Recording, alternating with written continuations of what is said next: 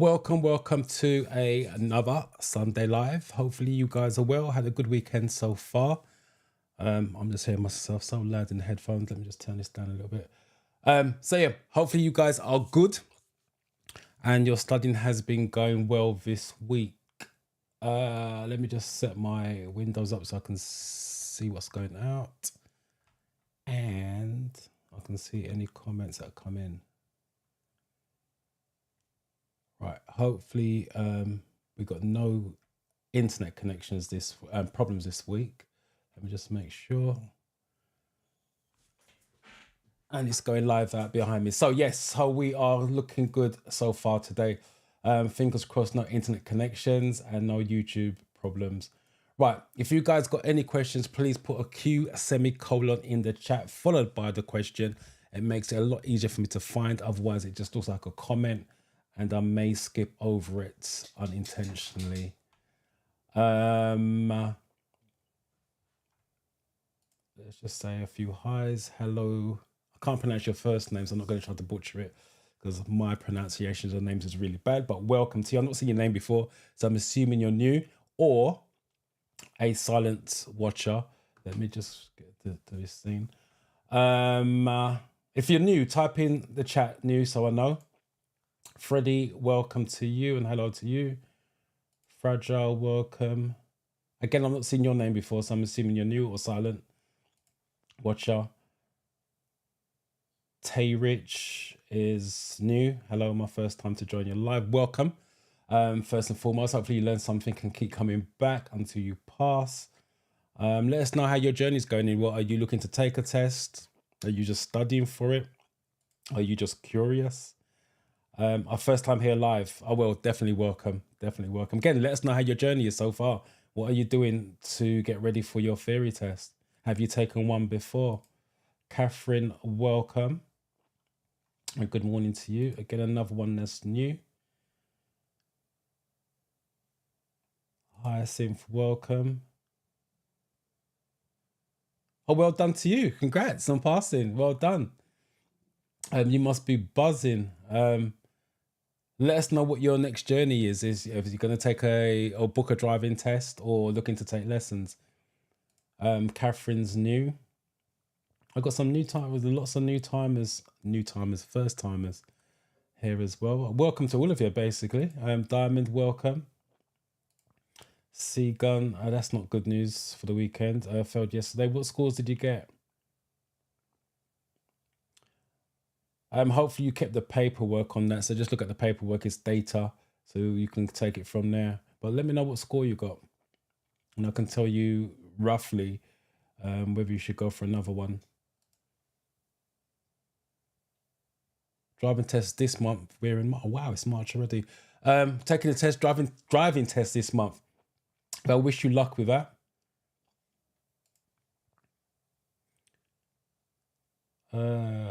Hooray, I passed my test on the 24th. That was Monday. Had to 47 out of 50. Congratulations on getting 47. And 66 on the hazard perception. That's really high. I've seen a lot of regular 60s on the hazard perception. I think that's a really good score under pressure, to be fair. 10 points on your double. That's amazing. 5 points in 8 videos. 4 points in 4 videos. No points. Oh, you actually got 1, 0 and overclicked and still score 66. That goes to show for the guys struggling with the hazard perception, you can still get zeros and still pass. I will do a hazard perception demo at the end of the mock test for you guys as well. Again, let us know, put your comment back up, what your next step is. It's nice to know whether you guys are ready for a test because you've been taking lessons or you're going to start taking lessons. Theory test is 10th of March, which is Monday week. I wish you the best of luck with that. You've got another Sunday before your test. While you're studying this week up to Sunday, come back next week on the live, write down any questions that you may have, any issues that you're worried about. Come and ask it on the live and then we can send you in there next Monday. Nice and confident. BMW, it's good to see you back again. How are you? Again, Kimmy, first time here. Welcome to you, Kimmy. Again, let us know. For all the new timers, let us know what your journey is. Are you just starting to study? Have you taken tests before? How did you know about the channel? Did someone recommend it, or did you stumble across it? Oops, Sandra, I didn't read your comment. Good morning, okay? I'm fine. First and foremost, I passed my theory test. Well done to you. 48 out of 50. And 56 as well. Another high score. Thank you for all your support. No problem, Sandra. Glad that you passed. Thank you for coming back and let me know how you got on. Sigon said 33. Right. That's what I thought. Somehow, that's why I thought that score was low. I'll be honest with you. If you got 30, 56 is has perception, not a problem. You've nailed that. Don't neglect it. Keep practicing on that just to make sure it stays on point. You don't want to get worse. You want to get better. But 33 is not a score that you should be going for a test with. I obviously don't know what studying you've done beforehand, but if you got 33 on the real test, that suggests your knowledge is still weak. I would definitely suggest going back to square one. And what that means is, first and foremost, I would look at the paperwork they gave you because it gives you data. So the categories you got the questions wrong in, I would definitely start to tackle those categories on an individual basis. I would imagine if you got 33, that's probably 9, maybe 10 categories alone. You got questions wrong in. Yeah, so I'll definitely go back to square. In fact, I'll tell you what I would do. I wouldn't even go back to the paperwork. I would go back to square one. I would go back to the app, whatever app you're using, and go through each category in turn. Because 33 suggests there's a lack of knowledge across the board. So go back and do each category in turn. And then once you've done that, I would then do mock tests.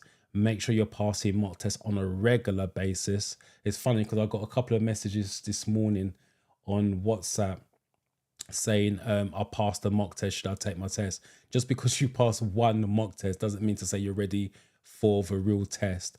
But anyway, back to you. Do mock tests on a regular basis. Once you start passing mock tests on a regular basis, then I would book another theory test. But that score suggests there's a weakness across the board. And all you got to do is look at your paperwork. I would, like I said, I would imagine you've got 8, 9 categories, and it's only 14 categories to choose from. So if you get 8 or 9 categories questions wrong in, it's a weakness. And I wish you best of luck on the next time round. Ruth, welcome to you. Fragile failed again with 1 mark. That means you got 42 based on that. It means you got 8 questions wrong. And again, if you got 8 questions wrong, that would suggest on average you got 5 to 6 categories wrong. And again, that's over a third of the categories. What I would do with you, study those categories, because 42 isn't a bad score. Study those categories that you got the questions wrong in. Like I said, with 42, it should suggest that you got at least 5 categories wrong, and then do mock tests to make sure those categories do not come up as a weakness in your studying. And then I would book another one and go from there. If you guys that have failed, if you got your paperwork to hand, because we're live, type in the chat to see if I'm correct. So Fragile, I would suggest you got at least 5 categories. Who was the other one? Sigon, I would suggest you got at least 8 categories wrong with 33. Just type in the chat yes or no. So if I know I'm sort of on the board, sort of correct in what I'm saying. First time live, I watched your lessons and I passed on my first attempt in December. Congratulations, first time live, coming to let me know how you got on. I appreciate that. So let us know what you've done so far since the pass, because now we're in March, the 3rd month. Have you started your driving lessons, or have you got a test booked up? Good morning, Aman. S8 COD, I got my test on the 5th of March. What should I do to pass? Study. That's the only thing I can say to that. And when you're asking that question, I'm assuming you're already studying. If you haven't started with your test on the 5th of March, if you haven't started studying, I'll push that back. That's the first thing I would do. But because you're asking the question, I got my test on the 5th of March, what should I do? The only thing I can suggest is study on that. But if you haven't started studying, I would push that back. I don't know if you can. 5th of March, 3 working days. Monday's the 3rd, 4th, 5th. It's 3 clear working days. I can't even remember if they're counting Sunday as a working day now. but it's 3 working days, so I'm not even sure you can push that back if you haven't done any studying. But yeah, the question you asked me, I'm not being funny, not being sarcastic. The only thing you can do is deposit study. Tips for passing the theory again, study. The way that I would suggest doing, everyone's different, so I don't know you, so I'm just doing generally. And what I say to my students, because I see them face to face via, well, we do Zoom now, not classroom sessions. So we do Zoom in the boot camp. But the tips I would recommend is the app, download the app. Driving test success is what I recommend because what I use. And I got more success with that. And then do each category in turn, as I mentioned before. Because if you didn't know, I'll tell you what I'll do. Let me do the overview and I'll come back to Diamond's comments. Keep your chats coming. I'm going to keep an eye on the comments as we go along. So Diamond's a good segue into the overview of the theory test. Some of you are new here, just in case you don't know. The theory test is multiple choice. It's 50 questions. Out of the 50 questions, it's been chosen from 14 different categories. So if you didn't know, the theory test is made up of 14 different categories. Your 50 question gets chosen from those 14 categories. If there's 10 of you in the room, it's 10 different tests. It's not one test for everybody who goes in. It's random questions being drawn from the 14 categories.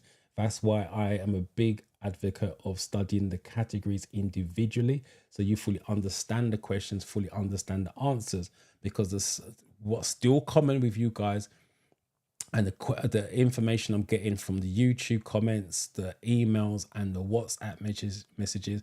I studied the app, done all the questions, blah, blah, blah. I went in there and I still failed. The reason, just because you're studying doesn't mean to say it's quality studying. It's got to be structured studying, and you also got to understand the questions, understand the answers, because the apps are sampled questions. I repeat, the apps are sample questions, which means they're not real. When you go for the real test, obviously those questions are going to be real. They're going to be worded slightly different from the app, and it's going to be some questions you never have seen before. And that's the reason why you need to fully understand it. I've done a video this week that came on Wednesday. Can you pass within 7 days? And that's an ideal video because the guy on the video actually done a structured training session and researched the answers that he got wrong. But that's a worth of video. If you haven't seen it, can you pass within 7 days? I think the video's titled that. So that's your 50 questions. You got 57 minutes to do those questions, which is plenty enough time if you have studied. So there's not going to be an issue with that. You can always flag your answers up, just like you do on the app, and then go back with the time you've got remaining. Once you finish the 50 questions, you can take a 3-minute break if you decide to do that. I would suggest you do that, but you can't get up and walk around for 3 minutes. You still sit at your desk. The only reason why I say take the 3 minutes is to switch off from questions to go to visual, because you're now going to do the hazard perceptions. The hazard perceptions, 14 videos, 13 of them have single hazards, which means you can score a maximum of 5 on 13 of them and a 10, 2 5s on your double hazards. You need to score 44 out of 75 to pass that section. And your average has to be 3 across the board. So once you click finish on your hazard perception, your average across the 14 videos has to be 3 or more. If it's less than 3, it's going to be a fail. You can't pass with less than 3. So ideally you want 5s and 4s, and a nice 8 or 9 on your double to be on the safe side. What you're looking for in terms of answers is safety. It's got to lead to safety. Your driving test is about safety and control. That's the 2 things the examiner looks for in your driving test, and that's the same thing they look for on your theory test. Safety has to be an outcome. That's why you need to understand what they are asking you so you can choose the safest option. In some cases, 2 answers are similar, but one is safer than the other, which means you need to work which one out is the best one for that. If it doesn't lead to safety, it's going to be controlled just like your driving test, and that's normally your first aid and your motorway questions. So that's the overview of the theory test. So going back to Diamond's comments, the best way to study is literally do all the categories individually, understand the questions, understand the answers. I will add, which I said in the video, research the answers. If you got it wrong, there's nothing wrong with Googling the answer or using AI. It's not cheating, it's just gaining as much knowledge as possible. What you guys are doing still, you get the question wrong on the app, you just read the answer that's the correct answer on the app and thinking, right, I memorize that for next time. But when the question's worded differently, obviously you don't know what the answer is because you didn't understand why the answer was what it was, if that makes sense. Maggie Dean, hopefully I'm saying it right, but I'm probably butchering it, but I'm sorry for that. Hi Dorian, thank you so much. I did my test on Friday and got 49. Oh, Mr. Magical 50 by 1, but congrats. And 55 out of 75. Again, a high score. Watch all of your studies with me series. That was done quite 3 years back now as well. And rewatch all your recorded lives. And that helped you. So well done for passing. Thank you for coming back to the live and let me know how you got on. I will add for everybody who's studying, because I'm licensed by the DVSA to do the ferry training. And I got an email Friday. I've not managed to get through it. The apps have been updated. There's some new, I'm not sure if there's questions or answers or they've taken some questions out, but the theory test has been updated recently, but the apps will reflect that. So if you are using the apps, those apps get updated because they're licensed as well, updated recently. But I did get a email from the DVSA to say there's been updated questions across the board. So if you're doing the car test, which is what you guys are here for, motorcycles, LGVs, and there was another one. What's the other one? LGVs, cars, motorcycles. There's another section of which I can't remember. But anyway, the main thing is cars has been updated. But like I said, I'm not sure if questions have been taken out, questions been added. I've not had time to go through that. But if you're using the apps, you are covered on that. And that's why I suggest use apps, don't use books, because books can't get updated.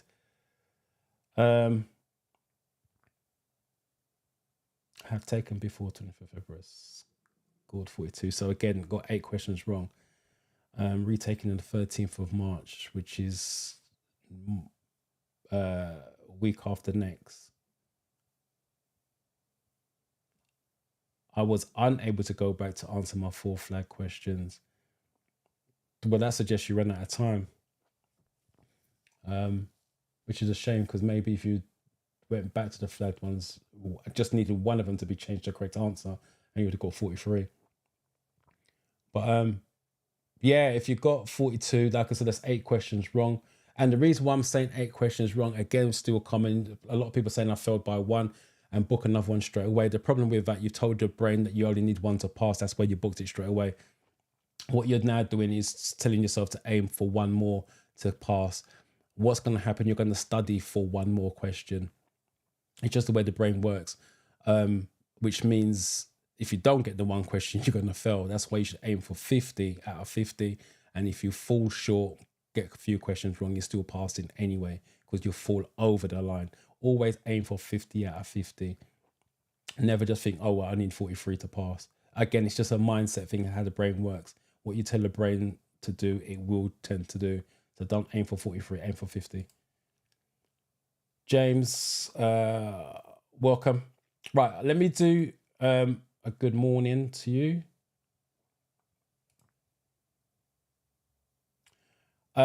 Practical lessons. Again, yeah, it's common knowledge. There's waiting time. The DVSA is trying to work on that. Everyone's doing it, I will say, but everyone's doing it. Monday morning at 6 a.m. they release new test dates. So what you need to probably do is get up early tomorrow morning, be online for about 5 to 6 with your details to hand, and hopefully when they release those dates, you can grab one in your area. But outside of that, it's going to be cancellation apps, but you may need to pay an arm and a leg if you're using certain cancellation apps with that. But just keep trying, keep logging on. I know the DVSA, again, I got email this week from the DVSA. They're going to try to release the dates. I think it was Monday mornings and sometime during the week. I can't remember if it was Wednesday or Thursday. But for you, I'll just keep checking on a daily basis because people do cancel. But unfortunately, everybody's checking. You just need to be online at the right time for the right day to get that as well.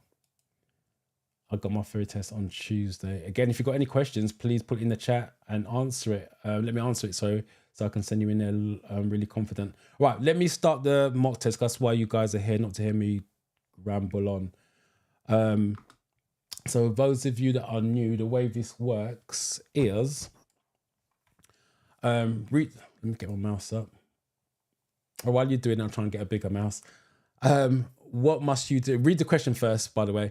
What must you do if your ability to drive is impaired during a period of illness? If it's got images, I would suggest on the real test I'm talking about as well, and when you're practicing, read the question first, look at the image in detail, because sometimes there's a clue in the images, and then go to your options. This is A, this is B. So A and B's on the top line for you newcomers, C and D's on the bottom line. Please put the question number and then the letter, because there's a delay between me and YouTube, you and YouTube. So I want to always make sure I'm showing up the correct number that we are on at the time. Keep your chats coming. I will keep going through that. But while you're doing that, I'm going to try and find a bigger mouse.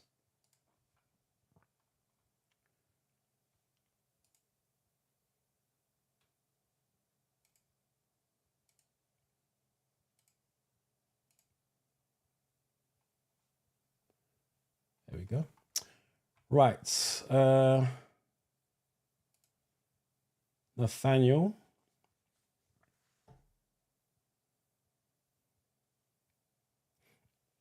So Nathaniel prepared for 2 weeks and got 47 out of 50 and 51 out of 75. Congratulations to you, Nathaniel. I've not seen your name before, so I'm assuming you're new or silent. So thank you for coming to the live and let me know how you got on. Please let me know what your next steps are in terms of driving lessons, because I want to make sure you guys get all the way to your driving test. You'd be surprised how many people actually pass their theory test, and then before you know it, life gets in the way. 2 years have passed and they have to resit it.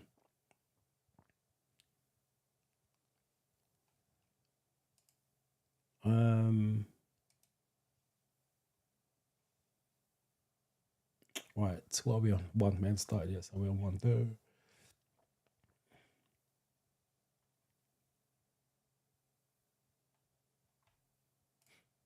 Diana, how are you?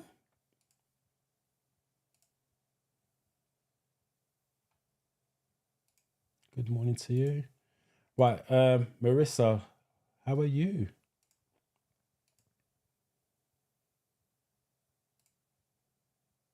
There you go. This was also my number one question in the real test. Wow. That's how it works sometimes. You get some questions that you're familiar with. Like I said, because it's random, if you get lucky, you get questions that you'll know the answers to easily, or something very similar to what you are comfortable with. But that's why I say study all the categories, because if you get unlucky and you get questions that you've never seen before in particular categories, at least if you understand it, because it still leads to safety. It makes no difference how it's worded, whether you've seen it before, it's still going to be the safest option. But you don't want to rely on luck. You want to make your own luck by studying. 1A seems the common answer. Blessing, hello to you. Right, 1A, what must you do to stop driving until you're fit to drive again? Well, let's think about it. Let me see what the other options are. See your doctor, can't do that. Take all your, no, take smaller doses. No, stop, yep. Until you're fit. You are the first person to arrive at an you are the first person to arrive at an incident where people are badly injured. You've switched on your hazard warning lights and checked all engines are stopped. What else should you do?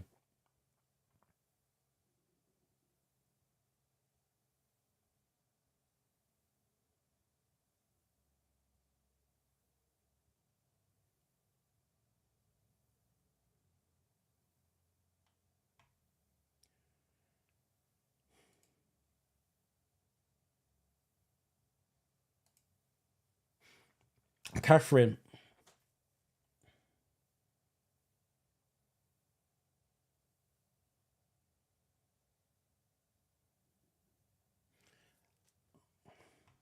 Is there a question in there, Catherine?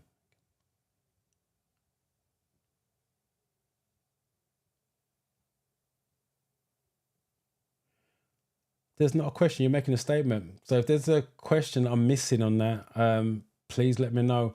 I will add the DVSA's driving safe for life is something they're trying to reduce the waiting time with. They're trying to get you as an individual, rather than a driving instructor, to know whether you're ready for a driving test, because a lot of people are booking test dates they're not ready for, taking it and failing it, which is clogging up the system. Because what they want you to do is take it, pass it, which means you don't have to rebook. That's what that means.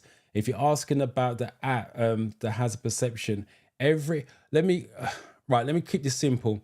All the apps that are the paid versions I'm talking about are licensed, just like I am. That we're all licensed by the DVSA. We all got to follow the same code of rules. We can always have to use the questions the DVSA gives us. That's why I know the questions have been updated when I got the email. And all the hazard perception videos are the same. So regardless of what app you use, the videos are going to be the same. Some unpaid versions will use their own questions, but it's not licensed. That's why they can't charge for it, or they shouldn't be charging for it, if that makes sense. So technically, all the apps are the same. It's the same questions, just maybe worded slightly differently to tweak it. But all the apps, so all the videos are the same, because against their license from the DVSA. But when you go for the real test, obviously the videos are going to be different, and they're all CGIs. And the DVSA do not give out the real questions because they don't want people memorizing it and passing it. We need to understand it, because you need that information for your driving test. And that's why they've released the driving Safe for Life initiative, to try to get people to understand and study in a proper, structured way to fully understand it. Hopefully that makes sense, what I'm trying to say. What are we on to? Grab the twos and come back to the comments.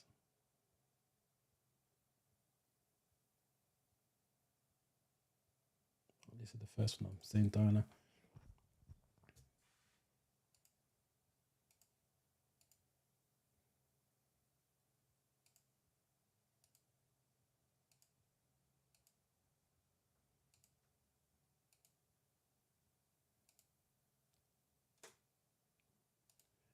Right. There's a D. Mostly D's I'm seeing, so I've got to assume D's correct. Make sure the ambulance is being called. Stop other cars. Nope. Try to help. Try and get people. Nope. Move people. Nope. Yeah, that's the safest one. What does this sign indicate? Again, always look at the images and then go from there with your answers.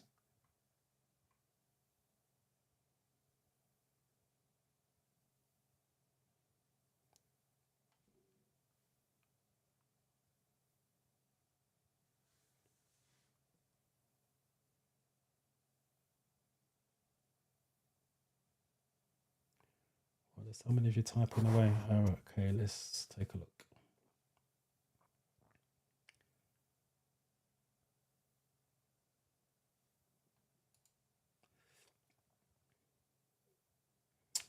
First time, so welcome. And 20th of March, 3rd, 10th, 17th, 24th. So that's about 3 weeks away. So you've got 3 more lives at least. While you're studying, this is for all of you. While you guys are studying, take notes of any issues and then bring it to the live for me to answer. That's why I do the lives, to help you out. Oh, Diana, you did say hello.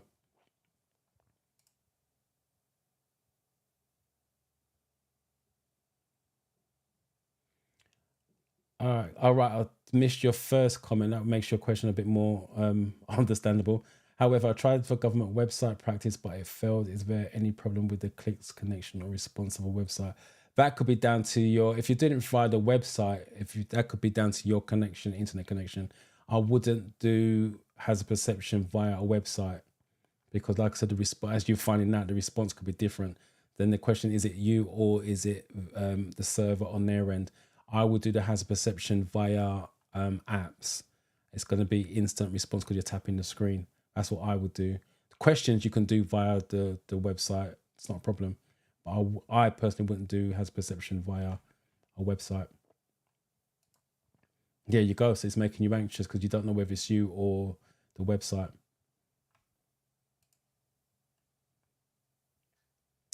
Diana, well done to you. 49, missed the magical 50 by 1, but 49 take all day long and 61 on your hazard perception. So well done to you. Congratulations. That's a long time in coming, by the way, Diana. Well done to you.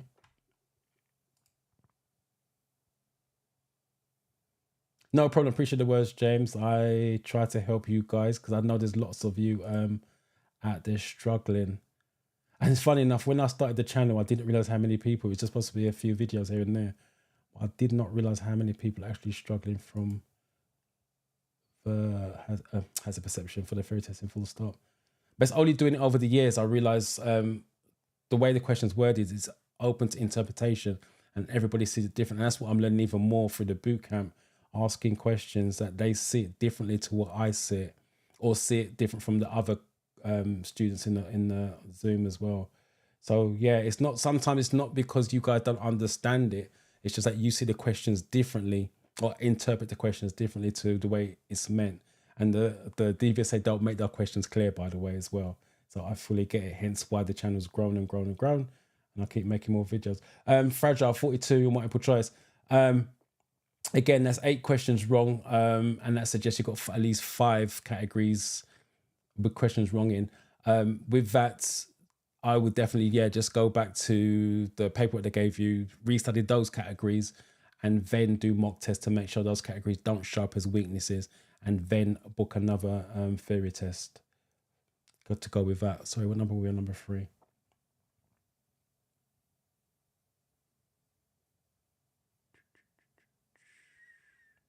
Right, seems like this is the first one. What's that? 3D, and I got a 3A.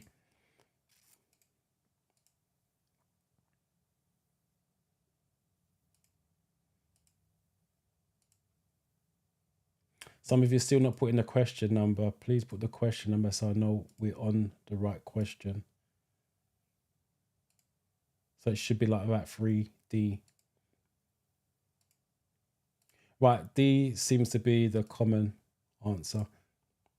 This is an example why between the 3s, not picking on you, James, I've got a 2 there. That's the reason why I need to make sure we're on the same question. Because some of your answers, I got 1s coming through between the 3s as well. So there's a massive delay. So that's what I'm saying. Please put the question number and then the letter. Every time you see a sign like this, yellow and black, it's going to be a diversion marker, whatever number that is, letters that is. So it's D. It's a diversion marker. Someone went for what did someone go for?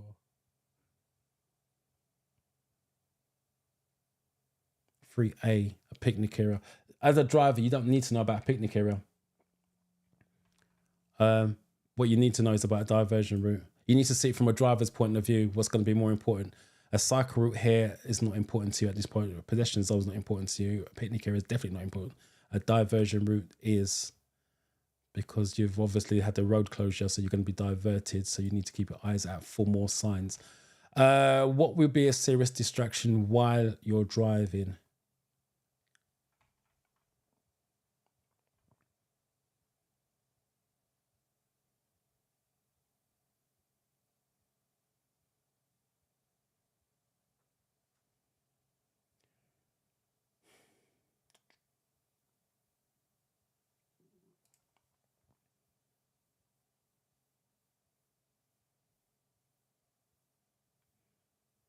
Hi, Sif. Appreciate the good words. Well, at least you got your instructor helping you as well. So that's a bonus. You're not on your own with that.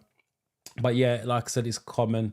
We, as a company, are struggling to find driving tests for our students after they do the 5-day course as well, which is unfortunate.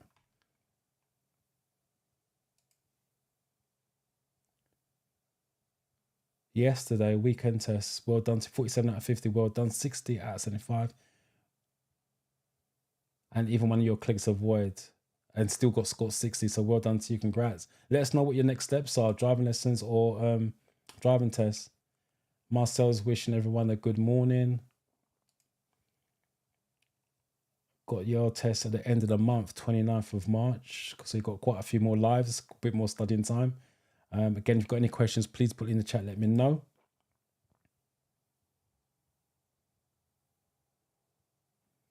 Yeah, I keep saying it's worded. Like I said, we as trainers, even though we're licensed, we don't have the exact wording. They do not give that to us. And for the reasons I said, they don't want people memorizing it. Back in the day, because I've been an instructor for 30 years, back when the theory test first came out, they had the CD-ROMs and the books with the answers in there. And that's what people did. They memorized the answers, went in, sailed through, but there was bad drivers. So they decided to now remove the answers. So you study, so you understand it, because you need it for your driving. And that's the reason why it's been removed. But I remember the days that the answer used to be the back of the books. Charles, you're welcome. Stephen.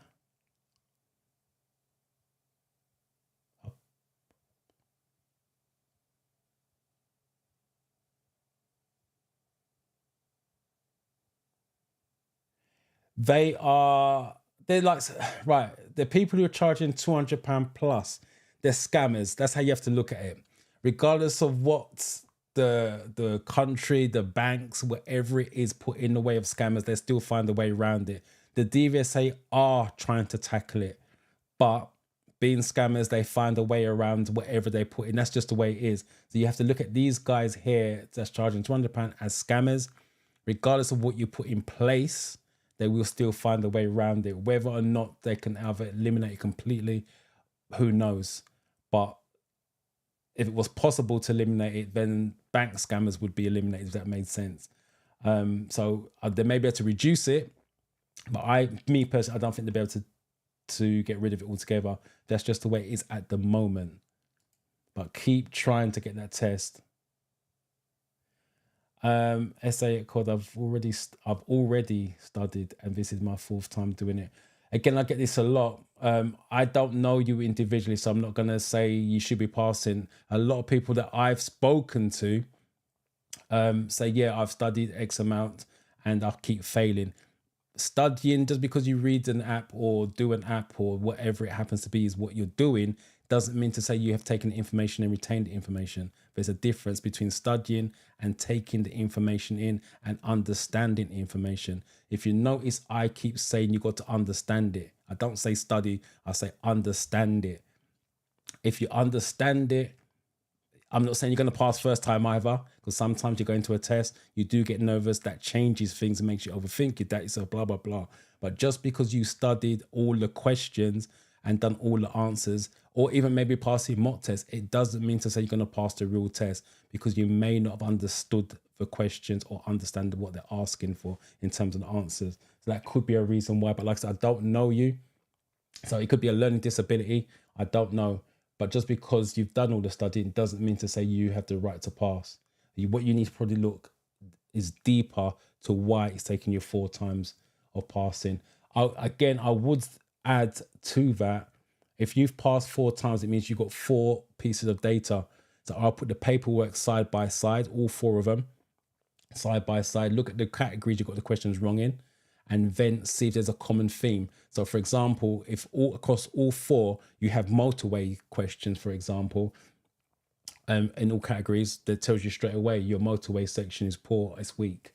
If it's all different categories, so let's say all 4, and there's nothing that's common on all 4, that suggests your knowledge is weak across the board as well. So there's, like I said, I keep saying it's data. You fail, it's data, but you just need to know how to use that data in the right way to move forward. Right, sorry guys, let me do 4. I'm trying to get with all your comments as I'm going all the way back up, but let me do 4 first. There we go, I think that's the first one.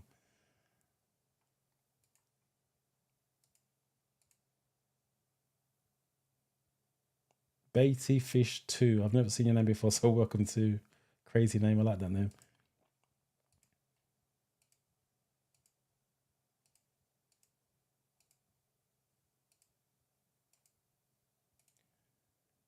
All right, D seems to be the common answer. Okay. What would be the serious? Right, the key word there is serious, because D's the answer. Switching on your demister is a distraction, but it's not serious. That's actually part of your driving test. Using your windscreen washers, again, part of your driving test. Looking in your door mirror, part of your driving test. All 3 is part of your driving test, but it's not serious. And that's what I'm saying. If you understand it, you got based on the answers coming through, most of you got D, all of you got D anyway. But the point I'm making is the key word there is serious, because all of these are distractions, but the key word there is serious distraction.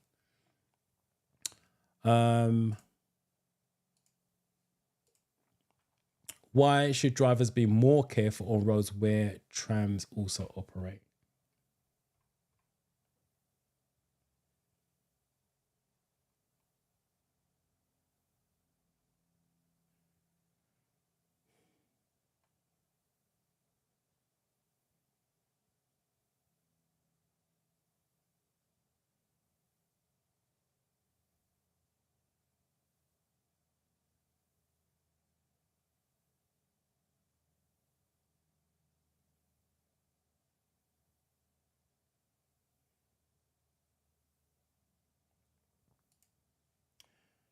I've passed on the 19th February. Thank you. Thank you. Understanding the question is exactly what I did. Thank you. Brilliant. That makes the point I'm trying to make. Congratulations on passing.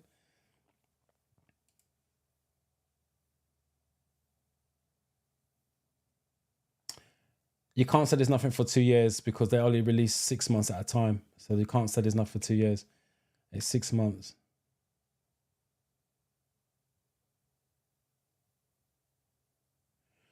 That's the scammers. It's not the DVSA. As I said before, it's the scammers taking up buying up all the tests and selling it for extortionate prices. But that's not the DVSA, but they are trying to do something about it, as I mentioned before.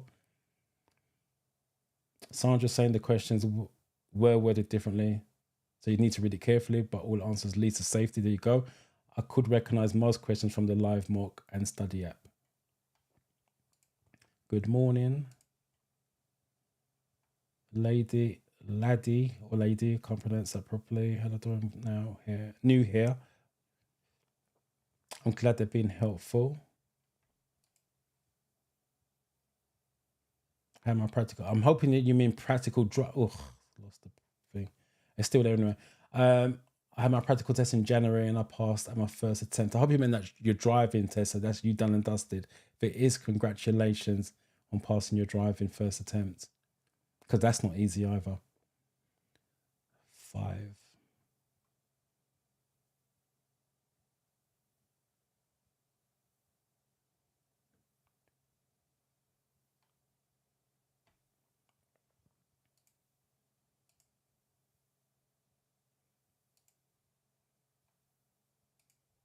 Some of you are still not putting a question number, so I'm not sure if you're relating it to this one.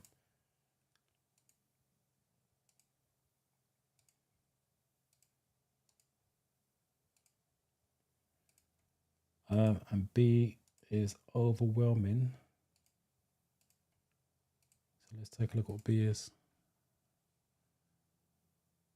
Yeah, trams can't steer.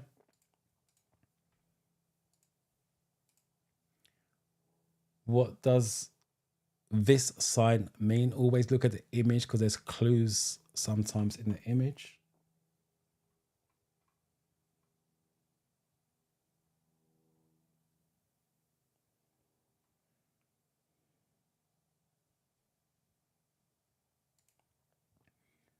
Denise, welcome to you. Christine.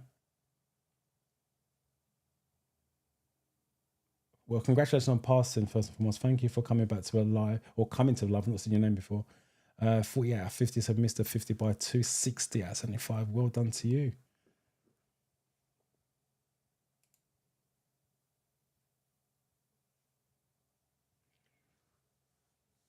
No problem, Catherine. Marcus.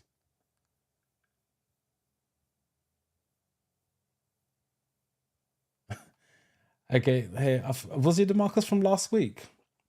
But congratulations anyway. Hello, how are you? I've passed my theory, 47 out of 50, so 3 short of the 50. Has perception 66 out of 75. Wow. Thank you so much, sir. After reading and understanding, that's a common theme when the past, especially on the YouTube comments. I keep saying it like a parrot.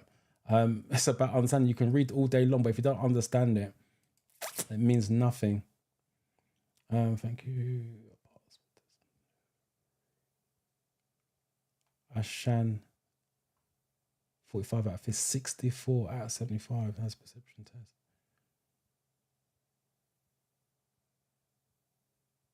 Congratulations and thank you for commenting for the first time and let me know how you got on.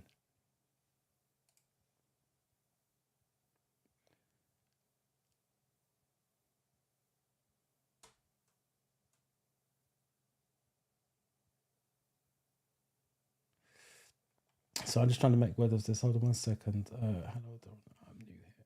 Well, first and foremost, welcome because you're new. Also have an app all the time.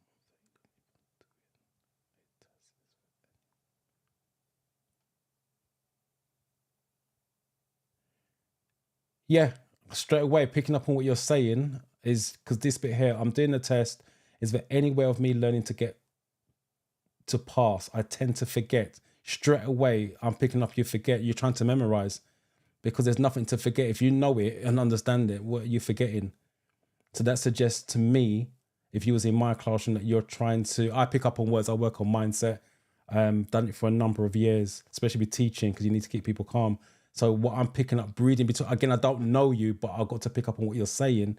You said, I tend to forget each and every time I'm going back to test. But if you understand it, there's nothing to forget. It's like saying you're forgetting your name. You know what your name is. You know what your mum's name is. You know what your dad's name is. You know what your brother and sister's name is. So why would you forget that? If you understand it, there's nothing to forget. And that suggests to me you're trying to memorize, not deliberately, maybe, but it suggests that you're trying to memorize certain situations. And that's why you're forgetting, hence why you're failing. But like I said, I don't know you. I can only pick up in between what you're saying. Because when I teach in the class or boot camp now, and in the car, I work on mindset because that's massive. Number 6. Let me try to find the 6s.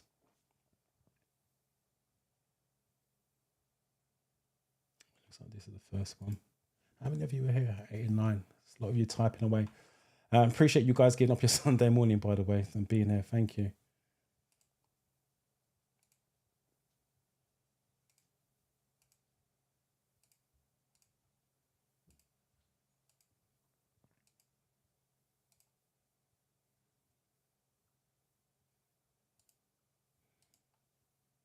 Looks like you're trying to answer 2. I don't remember what even the number 5 was the answer.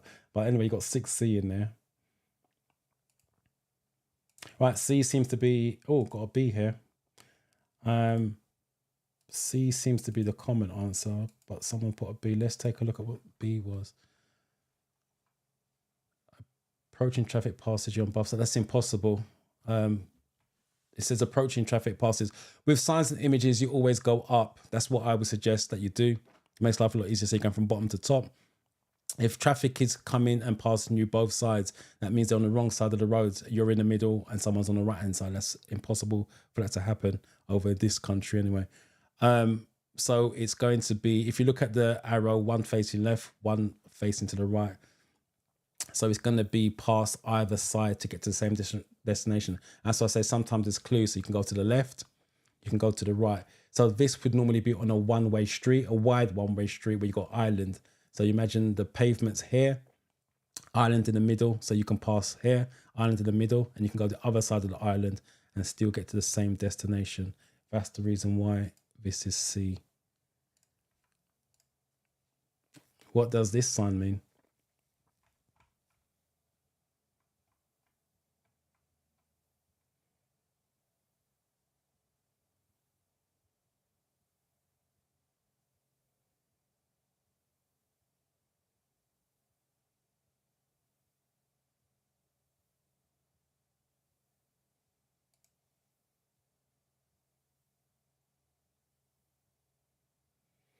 Yes, good morning. Sorry, what is Safe for Lives incentive? Explain. I'm assuming that's the DVSA one, what you're talking about, Safe Lives. They're just trying to encourage people to be more considerate, safer. Again, similar to, I think it was Catherine, the Drive for Life or whatever they call it now. The DVSA just got an initiative trying to get people to understand themselves, whether they're ready and safe for a driving test, because driving's for life. It's not just to pass a driving test, for life. That's what that is, basically. because they're trying to stop people taking driving tests who are not ready for it because it's still clogging up the system. If you fail it, you book another one, which means you're taking the space of someone else who could be ready for a driving test. That's all that is.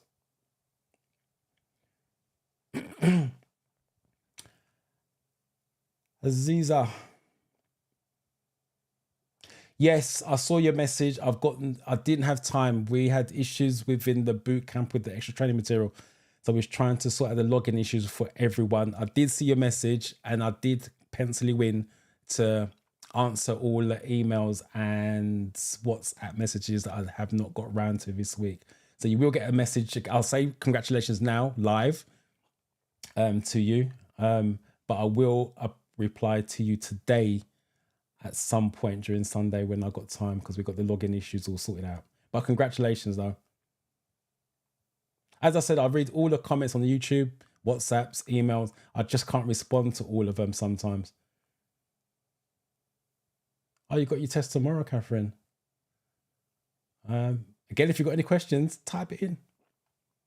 Any doubts, any concerns, put them in. Again, Atu's got a test tomorrow as well, 3 p.m. Type them in.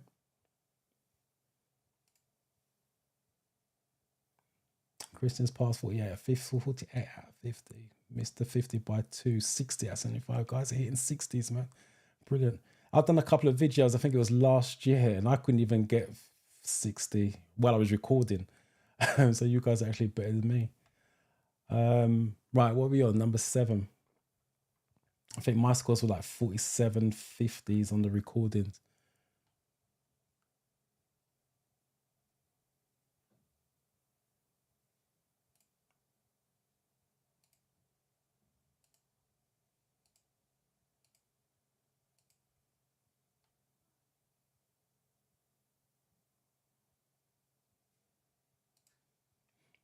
BMW, I saw your question. I'll just put that to one side. I will come back to that in a minute. I saw a C there just a minute ago. Hold a minute. I saw a C. Most of you have gone for D's.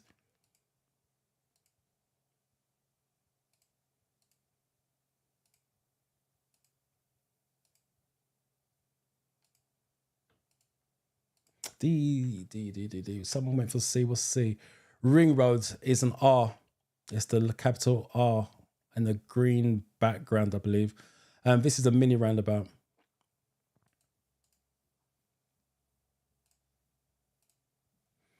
You're on a country road. What should you expect to see coming towards you on your side of the road?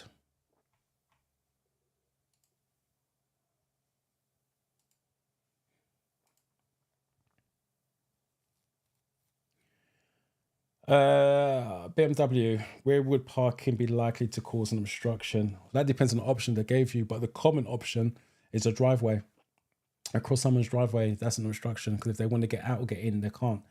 That's the common option, but it depends on the option they give you, because sometimes they take that option out and give you something different, but the common one for the app questions is driveway.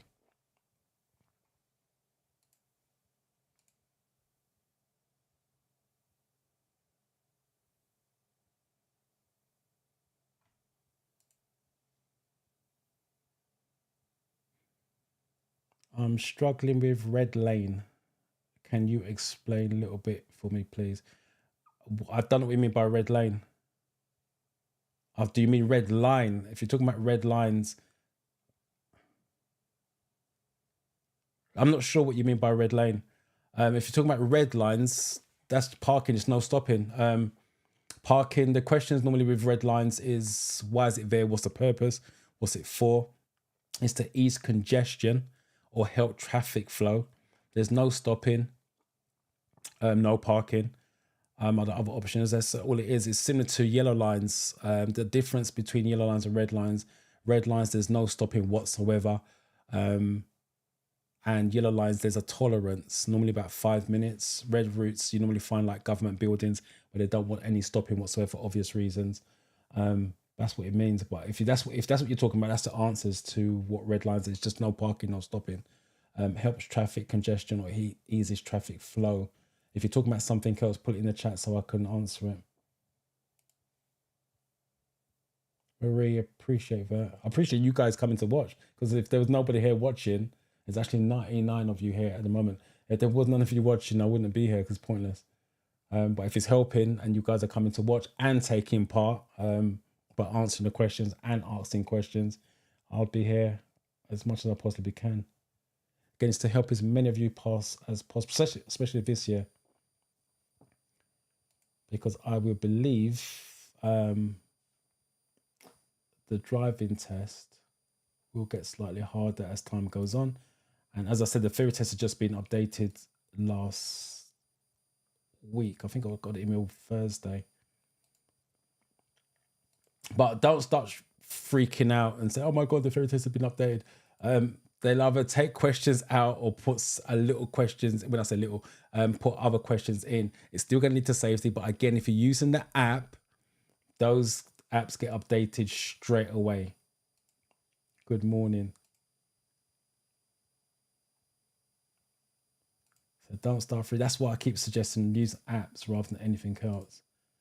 When I've got time, I will look over the questions to see what's changed. And then if it's major, I'll do a video on it. Right, there's B's and D's on this one.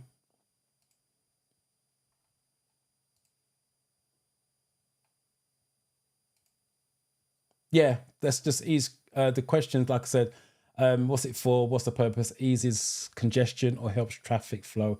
It just means no parking, no stopping at any time. Right, there's these. I think it was, what was it? So we go back. These and A's. You're on a country road. What should you expect to see coming towards you on your side of the road? Country road, pedestrians. Horse riders will always walk. Horse riders will always ride with the flow of traffic. Pedestrians need to be walking towards the traffic so they could be seen as pedestrians. There's been a collision. A motorcyclist is lying injured and unconscious.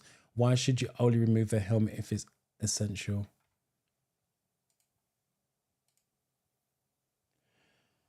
Catherine, you answered my biggest concern. I feel more confident about the test. I will practice a bit more and sleep early tonight. Oh, sleep early tonight. Right. On the video I did this week, can you pass within 7 days? One of the comments I made on the back end of the video, the guy who's actually doing the test in 7 days stayed up late and made the video to comment on what he was doing. Anyway, the long story short, I said on the video, do not change your routine because it's going to mess up your body. It's going to mess up your body chemistry with the nerves and the adrenaline, the excitement. It makes your body chemistry works differently. So you've got here, sleep early tonight. Do not sleep early tonight. If your bedtime is normally around about 10 o'clock, go to bed around 10 o'clock. Do not go to bed at 9 o'clock. What's going to happen in the morning? You're going to wake up early, but you're going to feel tired. So you need to do your natural routine for your theory and your driving test, by the way. Do not change your routine. Don't need to. So if you go to bed late, go to bed late. If you go to bed early, go to bed early if that's your normal times. But Catherine, do not go to bed any earlier than you normally do. That's going to mess you right up.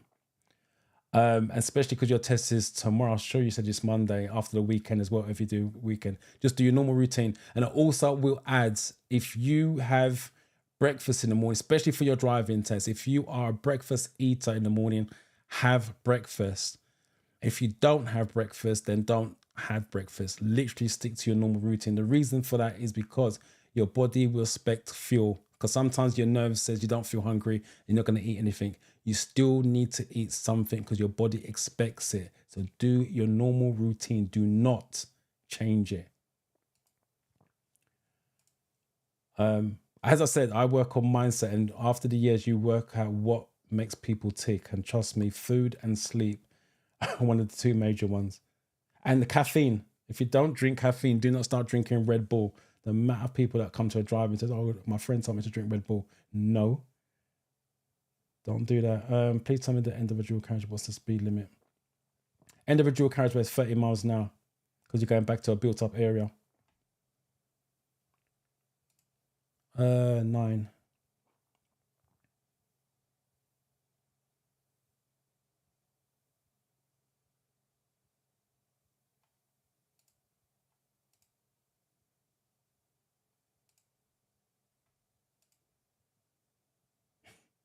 James, you're one step ahead. Mind reader got 10 on there.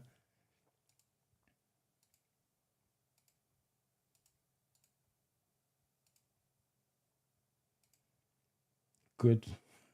My name's spelled really weird, but I know what you mean. Good morning.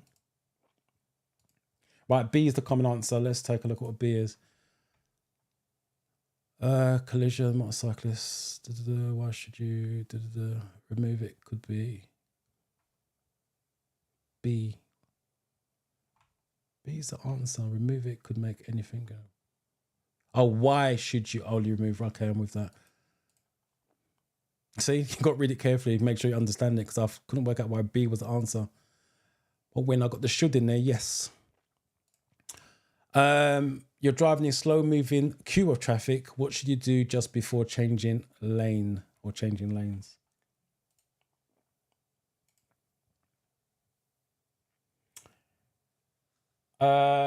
Reflective studs. There's a video on the channel that makes it a lot easier, about 2 minutes long. Studs. The simple way of explaining that is red studs is on the left-hand lane. White studs is in the middle lane. And amber studs is on the right-hand lane, and green's your slip roads. The colors, other than slip road, comes in the same order. So if you read your question and you got motorway there, R is on the left of the W, hence left-hand lane. W is in the middle of the R and the A, middle lane. And amber is on the right of the R and W, right-hand lane. And if they give you the word slip road, you'd know straight away it's green. So all you got to do is work out the stud color, go to the word motorway, look for the letters RWA, and it's in exact order as the lanes. So hopefully that helps.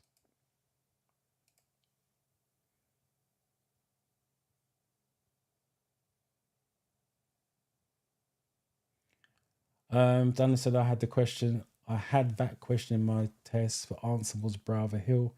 There was no drive waiting option as it is in the app. Yes, exactly. And that's why I was saying in the app, depends on the options, because all I do is got to remove the driveway option, and then obviously it's not the right answer. And again, on the theory test app, it's always probably going to be driveway, because as I said, the theory test is worded differently. They take away the driveway one, which means that's going to be the Browser Hill. So again, still look for the safety. Where are you going to be a problem? It's going to be a Browser Hill. If you don't know what a Browser Hill is when you come over the hill and then you're suddenly there. But thanks for that, Dana. It just proves the point that I'm trying to make. Understand it, still leads to safety.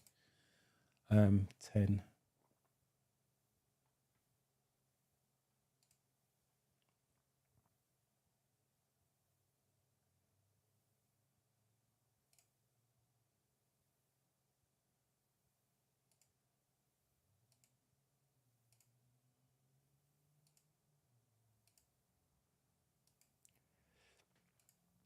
And B seems to be the common one.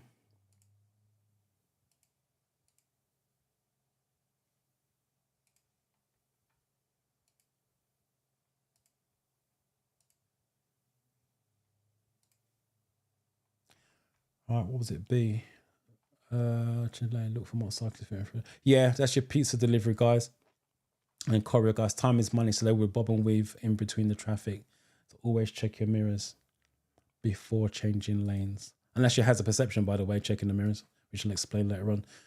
How do motorways reduce traffic bunching?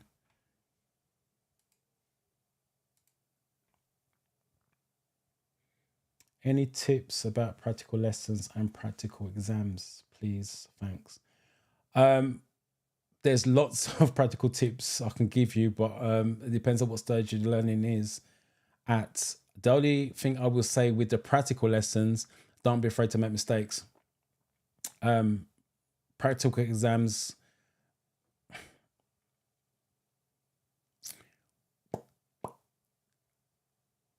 yeah, with tips with the practical exams is just try to be as natural as possible, but that comes from the lessons. The way that I teach and most instructors teach is try to get you to drive the way you would do on your lessons. So when you go for your exam, you're just doing the same thing, nothing changes, which means you've got more brain power to control your nerves. So when you go for your practical exams, nothing should be changing, to be fair. But for your lessons, I would always say the biggest tip I would give, don't be afraid to make mistakes. The biggest thing you guys go on lessons on, you're afraid to make mistakes. And I don't understand why, because you're learning to drive, so you are going to make mistakes. That's not a big deal.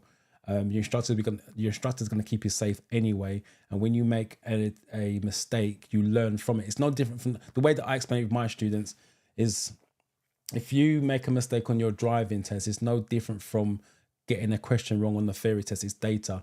So when they make a mistake and we pull over, we discuss it and work out what their thought process, again, mindset, what their thought process was behind it and how we could have done it differently to improve on it. The more mistakes you make on your lessons, the better driver you become, because you understand what caused the mistakes, you understand how to correct it, which means you'll understand how not to do it again. So that's my biggest advice I'll give you. Make many mistakes, not deliberately, obviously, but make as many mistakes on your lessons, learn from it, especially if you've got a decent instructor. If you've got one that shouts and screams at you, change that one, because it should be fun. And go from there. That's the advice I'll give you. And if you can do that on your lessons, when you go for your driving test, it's natural. Sunshine. Congratulations on passing. 45 out of 50 and 64. Wow. 64.75. Thank you for your excellent teaching. Well done to you. Congrats. Thank you for letting me know.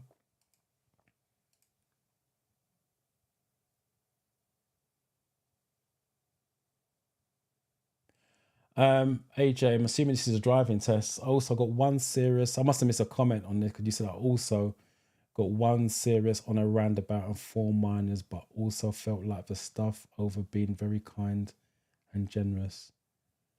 I'm not sure what you mean by that, but again, hopefully the examiner would have asked you for a debrief at the end. You should have said yes, hopefully. And they would explain what happened on the roundabout, which means, again, data, you know what you did wrong. And hopefully you can correct that and then go again for another driving test. I wish you luck on the next one. Number 11.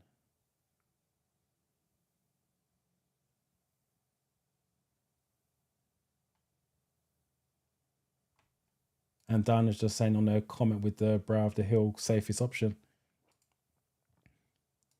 Like I said, if you fully understand all they want is safe, the question may not mean much to you, or understand much, not have meaning to you, but all you got to do, which answer gives me the safe option? That's all you'll need to do is which answer gives me the safe option, and that's the one you want to go for.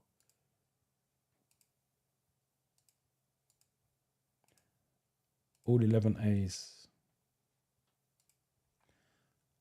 Yeah, variable speed limit.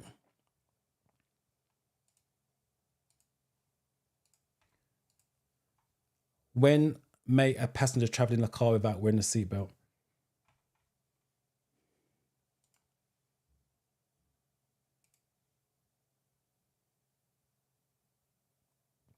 Thank you for this tip. Exactly, my instructor told me. I used to be sad when I made mistakes when having lessons. Now, not anymore. Thank you. Yeah, don't be sad. You're learning to drive, which means you are going to make mistakes. If you learn anything new, even when I do anything new, I make mistakes, but it's about learning from it. With driving, it might sometimes you feel like, oh, it's my instructor's car, I don't want to damage the car. You're not going to damage it. The instructor's going to keep you safe. If anything's going to happen from behind, I don't even worry about that. If someone's going to crash to the back of us, we can't do nothing about that. But you can stop yourself from crashing into somebody else. Make mistakes. It's actually liberating that you know you can make mistakes. And also, just in case you guys didn't know, on your driving test, you're allowed to make 15 minor mistakes and still pass your driving test. I always say to my students, if the examiners are giving you 15 chances, then why are you trying to aim for no mistakes on your driving lessons? That makes no sense whatsoever. You're setting the bar too high, which means you're setting up yourself for failure, because it's going to lead to frustrations. if you're trying to get 0 on your lessons, if that makes sense. No faults on your lessons. Make mistakes, learn from it. And the more mistakes you make, the more better you get, more confident. As you just said here, you used to be sad, not anymore. Make them. Not a massive deal. But like I said, if you get an instructor who shouts at you, makes you feel bad about it, then you need to change them. Because no instructor should be shouting at you, because you are going to make mistakes. That's life.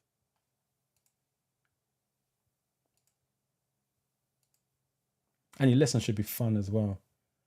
Not so stressed out. Unless you're stuck in traffic, that's a different story.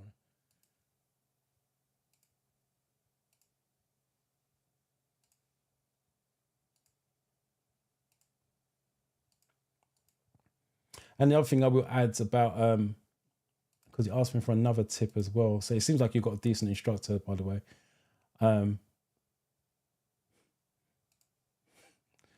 James, are you on a different page to us? You got 12, you got F, and then you got 12. So you're on the right question, but we haven't got an F. And now you got a D. James is making me laugh. Sorry. Let's deal with this first so I can get my train of thought back. Yeah, medical exemption. They can word this slightly differently, which would be reversing, would be the other option. What does this sign mean? Again, look at the image, because there's a clue in there. Right, James has let me lost my train of thought. Yeah, instructors. Talk to your instructor. If you feel stressed at any given time, let them know you're feeling stressed. When you park up on the left to discuss your lesson, to get a debrief, give feedback, talk to them. We're not animals, you know what I mean? The more you can talk to us, the more we can help you. If you're feeling stressed, let us know. We can spot signs that's making you feel stressed, and then we can make you feel comfortable while you're driving, if we can spot those signs. If you're not enjoying the lessons because whatever, let us know. I mean, talk to us. We're there to help you, not to hinder you.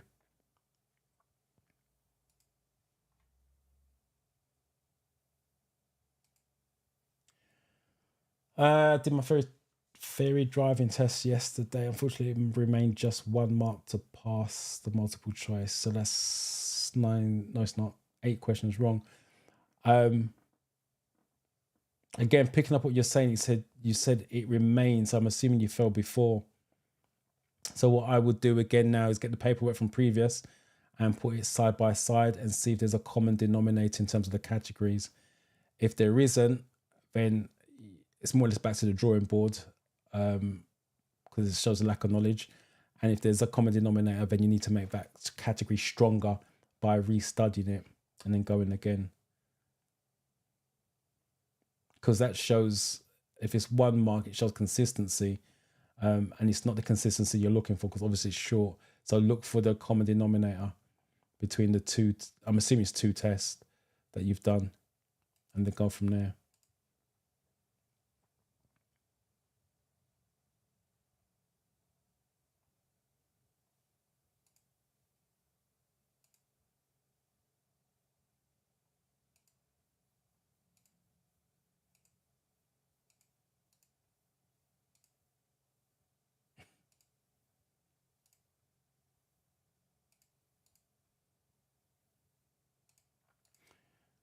Right. C seems to be the common one. I'm sure I saw an A on there though. Take a look. Yeah, there was an A. C is a hump bridge. It can't be A. It's impossible. The reason for that, because A says low bridge. How low is low? They would have to put a sign to let you know how low is low. So it's never going to be a low bridge on that one. The common answer is normally this one, B, traffic calming hump, or as in speed hump. The difference between two, so there's a clue there. You can go underneath. The white bit suggests you can go under and over. That's why it's a bridge. Where if it's traffic calming hump, it just be solid black here, so you can only go over. But it's not going to be a low bridge. They have to give you a height information. What does this traffic sign mean?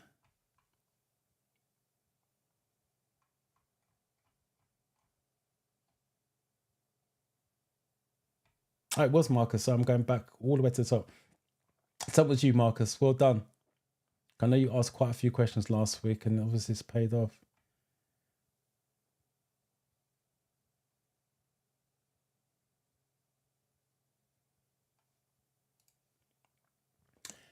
Demisters are heaters for your windscreen. You've got a front windscreen and the back windscreen demister. That's part of your show me, tell me questions on your driving test. So when you do your driving lessons, your instructor will go over that in some point. You just push a button and it cleans the windscreen if it's steamed up.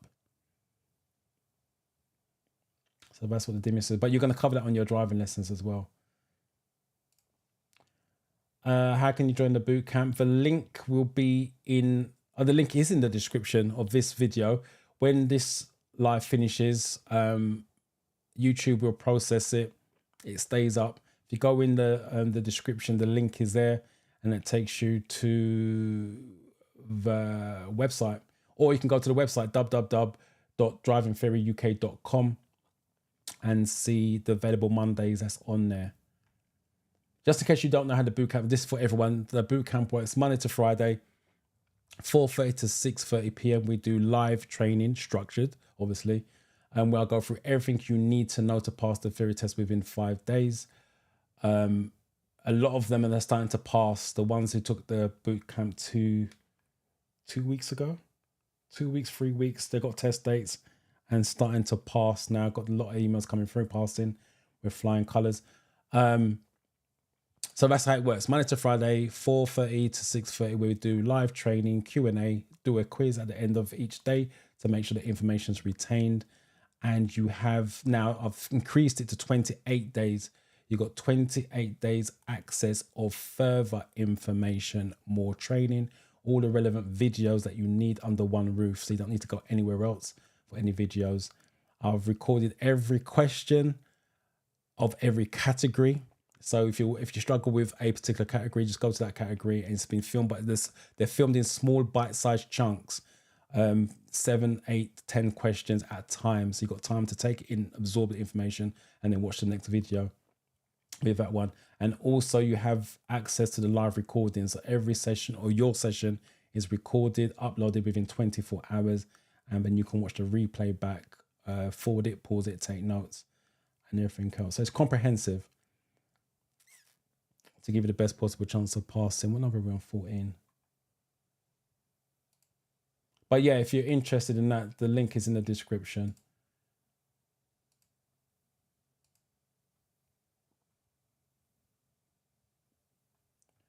Just trying to find 14.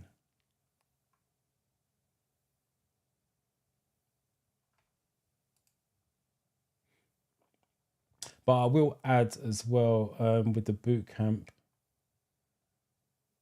if you can't turn up to the majority of the live sessions, mind if I don't sign up, I'm not about taking your money just for the sake of taking the money. I want you to pass. That's the aim of the course. And it's better for you to be there interactive so you can ask questions. I can explain in detail rather than just watch the recordings. That's not what it's about. Because what you put in is what you get out. And those guys who are passing was there virtually every day on the live sessions and ask questions via email. B is a common answer. Give priority. Yeah, with this image, remember you always go up with images, bottom to top. So you're going up with a smaller arrow. The bigger arrow has priority over that. Oh, a lot of words. You're turning right from a main road into a side road. There's no oncoming traffic. What should you do if the pedestrians are standing on the pavement waiting to cross the side road?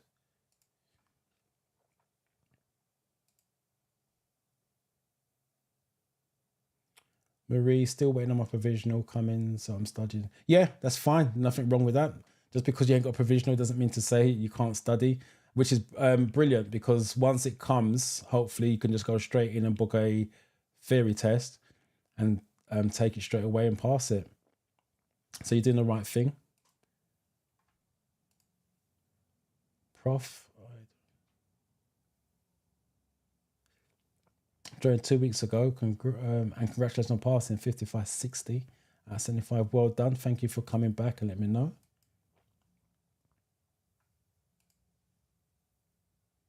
Christine's passed first time, 48, 50, 60, 75. Yeah, put the work in, just like you did with the theory training, and hopefully all goes well on the day of your driving test. When you pass your driving test, come back and let us know how you got on. Like I said, it's about you guys completing that journey. Passing the theory test only halfway through.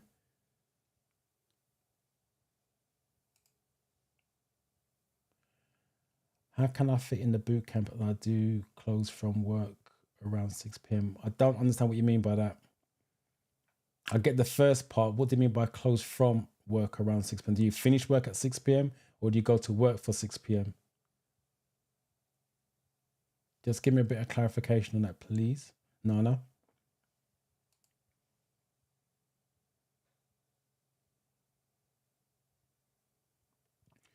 Do you get to choose to practice with either manual? Yes, you do. You choose what you want to do, whether you want to do auto or manual. I'm biased because I do manual. I would suggest doing manual. The reason being, once you pass in the manual, you have choice of both. But once you pass in automatic, you are stuck with automatic. If you want to learn, so if you want to drive a manual, you've got to take another driving test. But again, you have to do you. But you get choices. That choice is totally yours.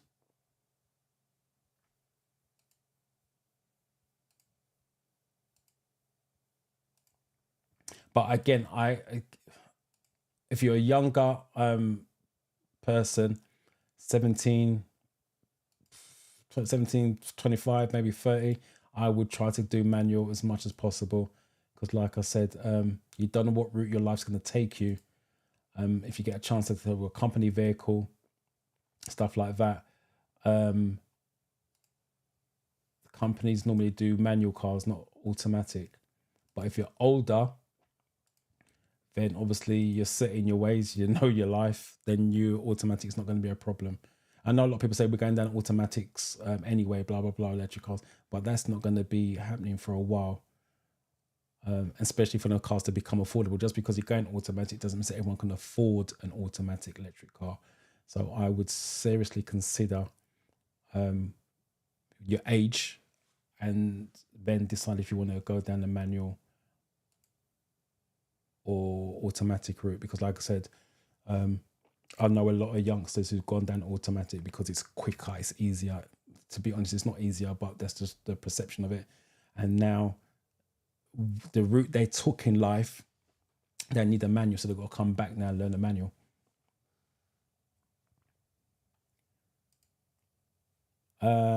So I'm 15. B was the common answer, sorry. Yeah, give way to pedestrians all the time.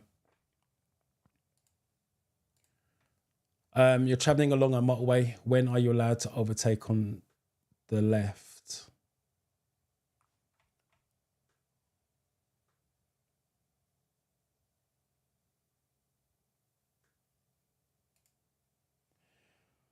I finish work at 6 p.m. and the camp period is between 4:30 and 6:30. Is there a way to fit in? No, it's not. The only way around is watch the replays. Like I said, that choice is yours. I'm not going to say yes or no. As I said earlier on, it's not about me taking your money just for the sake of taking your money. My job is I get more pleasure at you passing.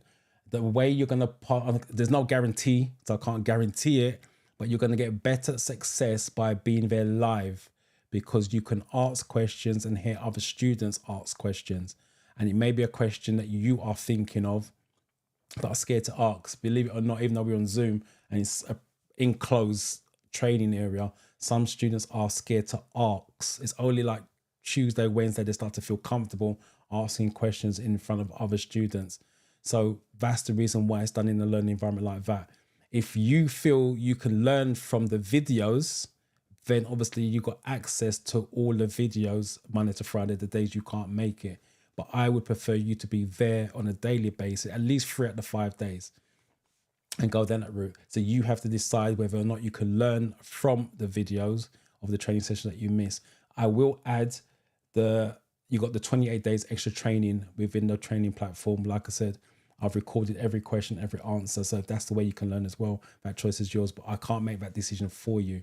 But my advice is try to be at the training sessions if possible. If you can log in while you're at work, even though you may not have to take part interactively, but at least you can watch the videos and listen to it. Maybe that's an option, but you have to make that decision. But as I said earlier on, what you put is what you get out. So if you can be there for at least an hour of it, especially the first hour, because technically the first hour is me explaining stuff structuredly, going through all the details, the legal side, document sides, motorways, health and safety. We even talk about caravans on there because caravans are the popular questions that come up on the theory test. And then the second half normally is your quiz, which retains the information. So make sure you retain the information. And we are on number 16. So make that decision for yourself, Nana. Some of you still not put in the question number.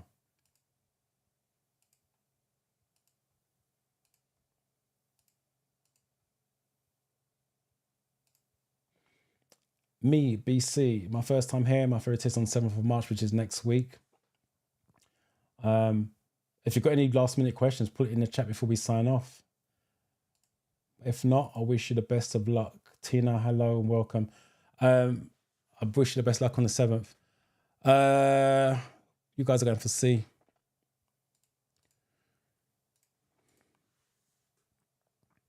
Yep, I agree with that. What does this came up on the Thursday in the boot camp? People getting confused. What does this sign mean?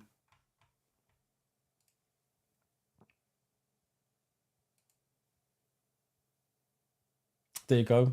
So Donna's saying the boot camp was of immense help. I felt super confident after the classes for the exam. That's what the boot camp is designed to do, to give you the confidence. There's so much self-doubt in when you guys come in there, and I get it, don't get me wrong, because I see it with my students itself. They're worried, they're concerned, blah blah blah, but by the time they take their test on Friday, because my students, just in case you didn't know, the boot camp is mixed with my students that I teach and my instructors teach on the 5-day training, because they do the driving side of it as well. They will take their theory test at the end of the week on the Friday. So technically they're doing the boot camp in 4 days. So it's normally we put their theory test on Friday. Obviously they can't attend Friday because their theory test is on 5 p.m. Friday, where we try to get it. So they attend Monday to Thursday and they still go from pass. But the difference between them and you guys who will do the boot camp, you'll do it over the 5 days, 28 days access to the extra training, is that my guys who are taking driving lessons are using the theory in real life. So they're using it while they're driving, so it's reinforced, where you guys aren't doing that. And that's why I keep saying about understanding the theory, because you need it for your driving. But these guys are actually doing it every single day for 4 hours driving. So hence why the pass rate for them is really, really high. 17.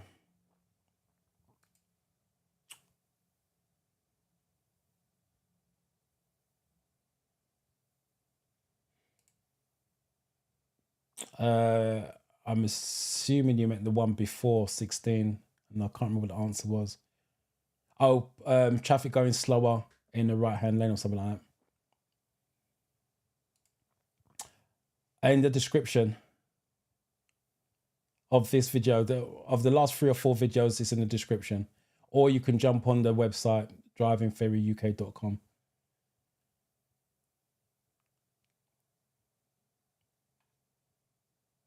So I'm trying to find the 17s right down this first one.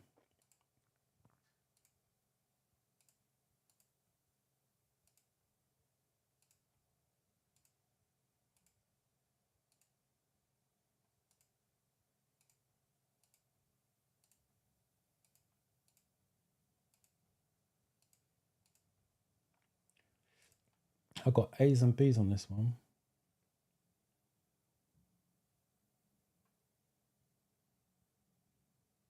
Right, A's and B's. Why have we got A's and B's? A, two-way traffic crosses a two-way road.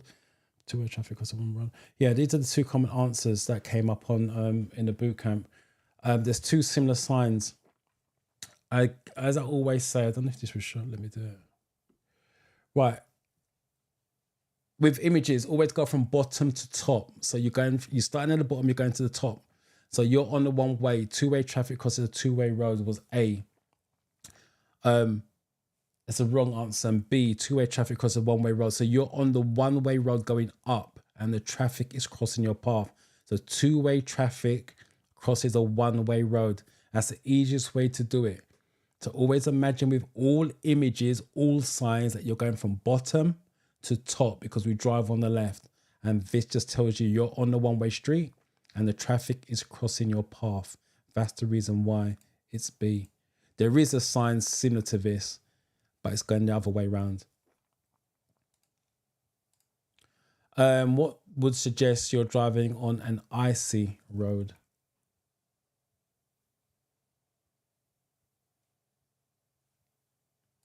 Charity Patrick, I've not seen your name before, so welcome to you.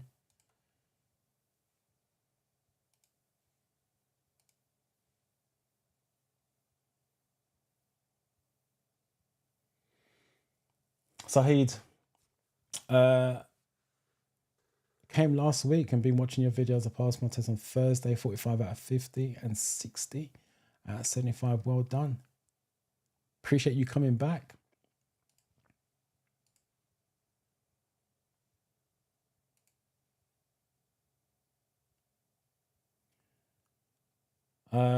Marcus, I took 1 month after I failed first time, after a long time after understanding everything, second time this week. On Monday I passed. That's worked for you. I personally, if you failed it, don't take a month off unless life is getting in the way. It can feel upsetting, a little bit depressed and frustrated, especially if you failed it numerous times. But you got to understand, while there's much, if let's just say argument's sake, you got 40, at least you got 40 questions in your database, which is your brain. Then all you need to do is top it up with the other 10. So if you take a break, that goes down slowly but surely, goes down 40, 39, 38, so on, so on, so on. So you're technically going backwards. And when you come back, you're going to have to move forward. I would persevere with it. Obviously, everyone's different. There's only so much people can take disappointment, a certain amount of disappointment. But I would encourage you to just go again, but not straight away. When I say go again, I don't mean literally go home, book another one, and then take it. All I'm saying is do the data, see what questions you got wrong, what categories, restudy those categories, and then book another one and go from there. But I wouldn't take a month off unless life or lots of stuff is happening for you. But again, I don't know you, so you got to do you. For Marcus, it worked, not a problem. But I just keep going. While that information is as fresh as it can be, just keep going. 18.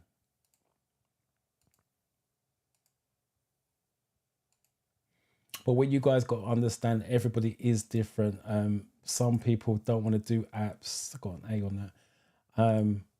And some people like to do books. No problem, Noah. Again, because like I said, I got the email from the DVS say that Ferry Test has been updated questions. Didn't say it was been updated. They send a list through with updated questions and answers. The book is not going to give you that.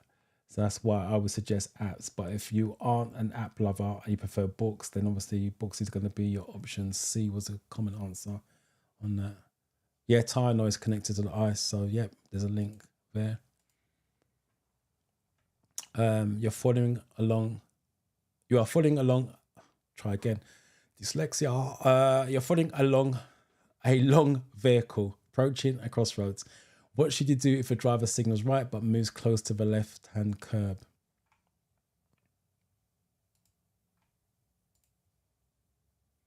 Alicia, good morning to you.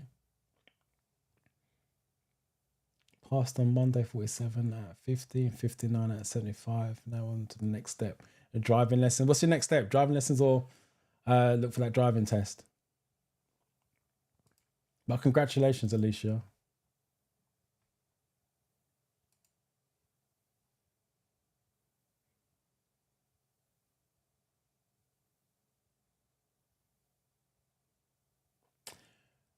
Right,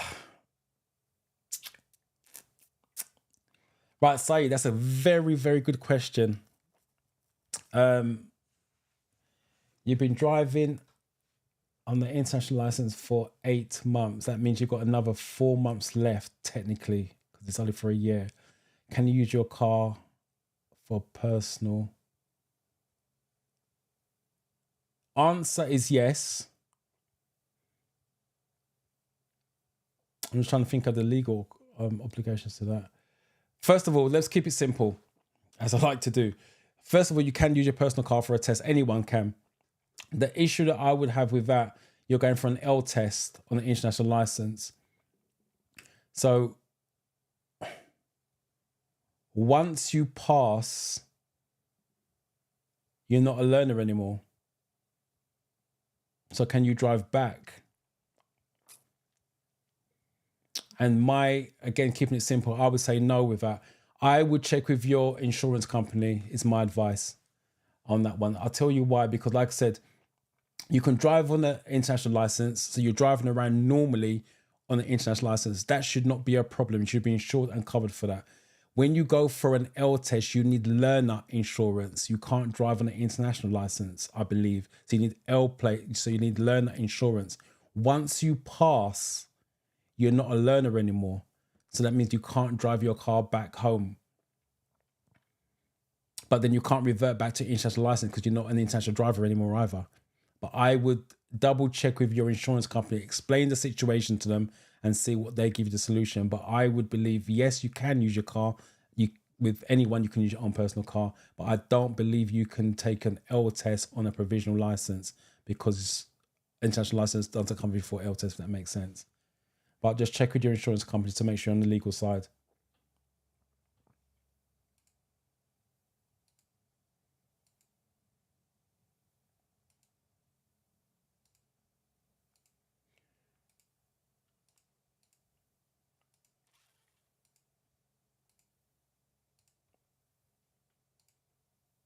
Right.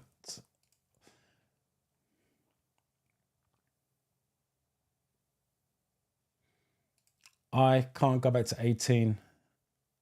Unfortunately, the app won't allow me to go back to 18. I'll come back to that question in a minute, Marcus.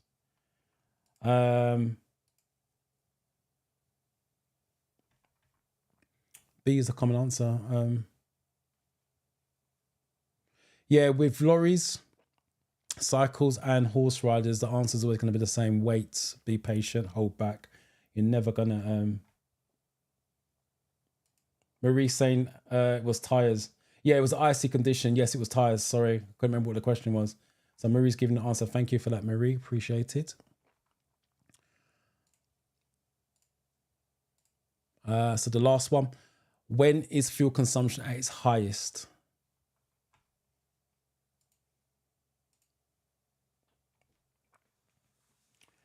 Marcus, when can you use your horn in a well-lit area?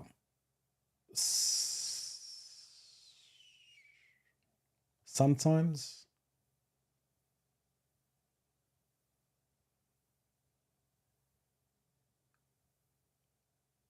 When can you use your horn in a well-lit area? Sometimes. And that's the options they gave you. 9 a.m. to 7 p.m. No. 5 a.m. to 7 p.m. No. Never. This came in the ferry. Answer's 1 then. Because none of them. 2 doesn't exist. 3 doesn't exist. And 4 you can. And this came in the ferry. It's got to be 1 sometimes. The proper answer is 11 between 7 a.m. and 11:30 p.m. is when you can use your horn. So between 7 a.m. and 11:30 p.m. you can use your horn.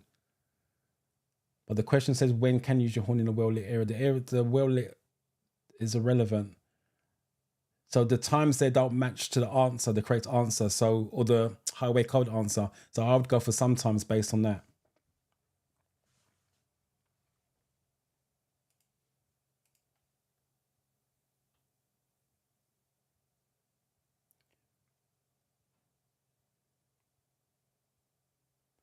And also that question that Marcus has put there, that just goes to show, like I said, that question does not come up on the app. Not worded like that, that's for sure. But if you understand the timing of the horn, 7 a.m. to 11:30 p.m., then obviously you can now eliminate what I just did, the times. So it has to be sometime. I go back to saying it again. I'll keep saying it like a parrot. I understand the question. I understand the answers. That gives you the best possible chance of passing.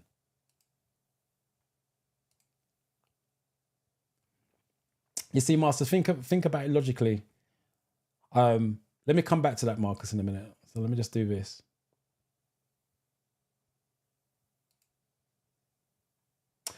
Oh, yes, you're the one that always does a night shift. I appreciate you so much for coming on the Sunday when you're so tired. Sleep well, sleep tight. Hey, yeah, when you're accelerating, because we call it gas when we put down instructions. Accelerator and gas, one's American time, one's English time, but we call it gas. So every time you squeeze in the gas, you're burning fuel. So that's why it's at the highest.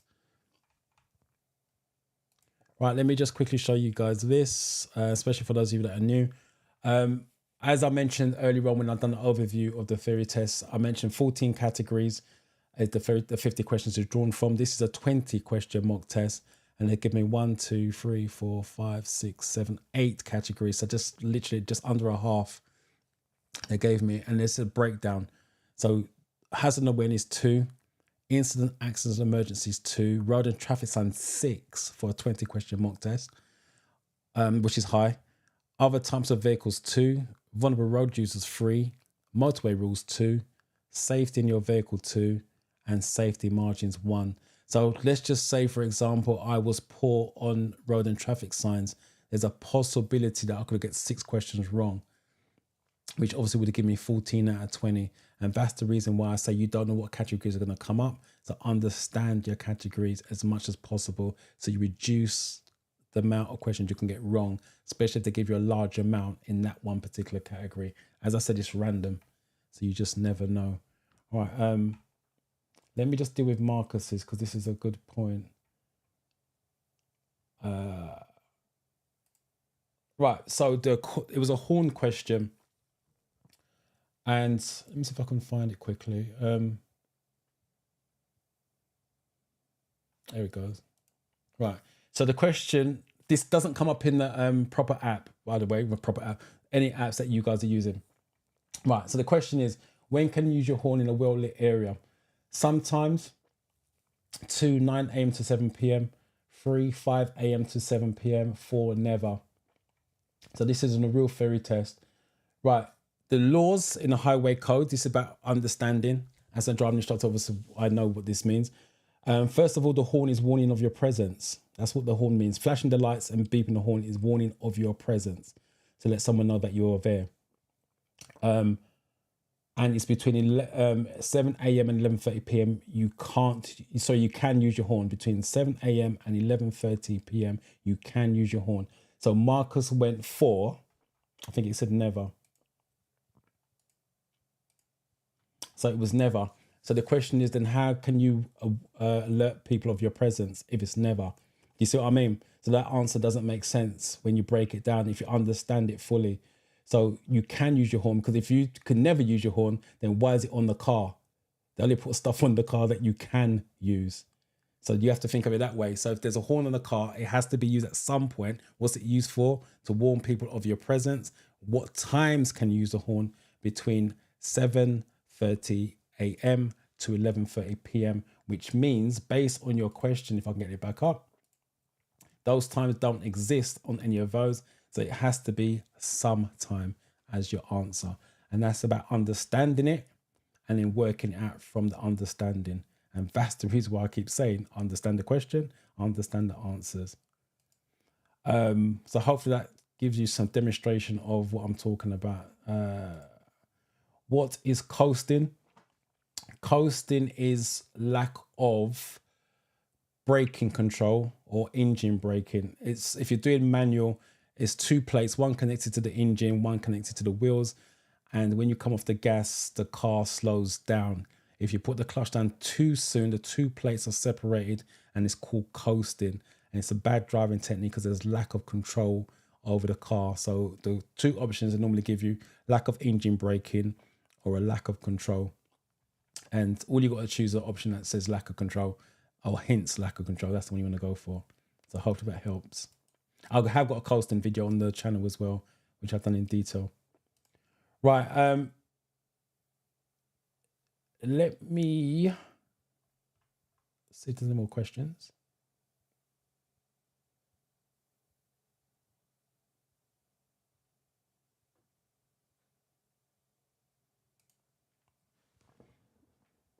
You probably meant 7 a.m. because you got said sorry 7 a.m. to 11:30 p.m. not 9 a.m. So if that was the option, 7 a.m. to 11:30 p.m., that would be the answer. But because you didn't give that originally, then the answer has to be sometime. Because like I said, the horn's on the car, so it has to be used at some point. 45. I'm assuming you mean 45 out of 50 and 50 out of 75. But either way, you said you passed, so congratulations on that. Again, Spawn's passed it as well. Congratulations. Marcus, no problem to you. Right, so let me do a hazard perception quickly, because I know some of you are still struggling on that. But before I do that, let me just show you why you do hazard perception relating to a driving test, as I like to relate the theory to the driving, because it makes you understand what you're doing and why, and reinforces it. iPad.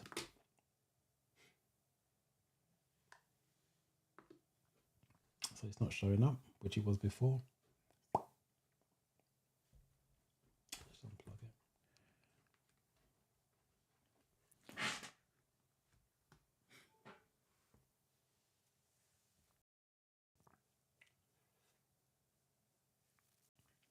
There you go. Let me take away the comment.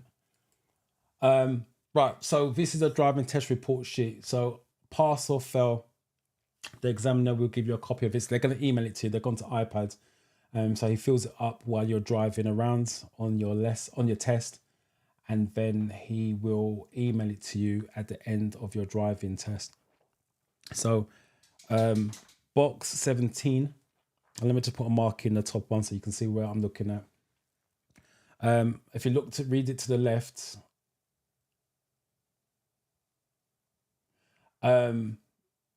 Rubab, I just saw your comment.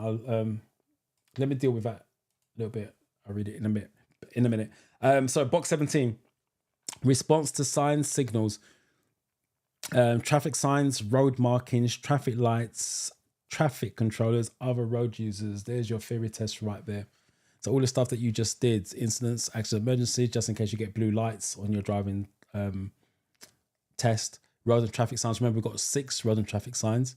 Other types of vehicles, vulnerable road users, and safety in your vehicle, safety margins is what we've got on your, and hazard awareness, which you got on that 20 question mock test. That's your theory test right there, box 17. And then for your hazard perception, you go to box 14. I'll put a mark in it so you know where I'm looking at. Use of mirrors before you signal or signal in, change the direction, change the speed. On the videos, they won't show you signaling. So all they're worrying about is you changing direction and changing speed. That click you do on your hazard perception is you checking the mirrors. So if your hazard perception is weak, technically, you're going to fail your driving test in theory. That's the way it works. So if you're not clicking on problems that you see, i.e. click, check mirrors, then your chances are you passing your driving test are going to be slim because your mirrors are going to fail you. So that's the reason why the hazard perception's there. So let me just catch up with these comments before we go any further. I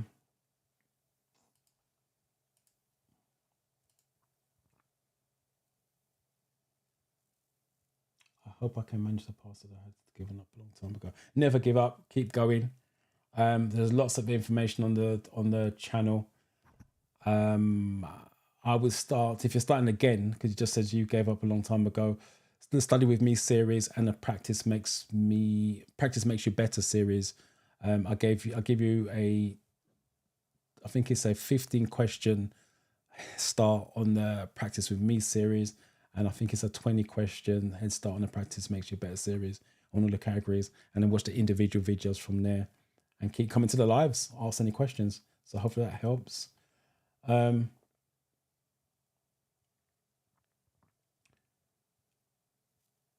Right, the boot camp is in the description now, as I believe, because I've done the description the other day.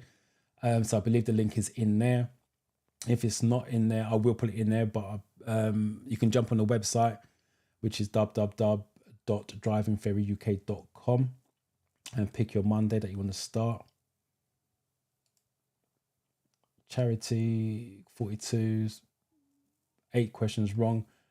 61 has a perception you've got there. That my second test on the 5th of March, which is next week, Wednesday, I believe.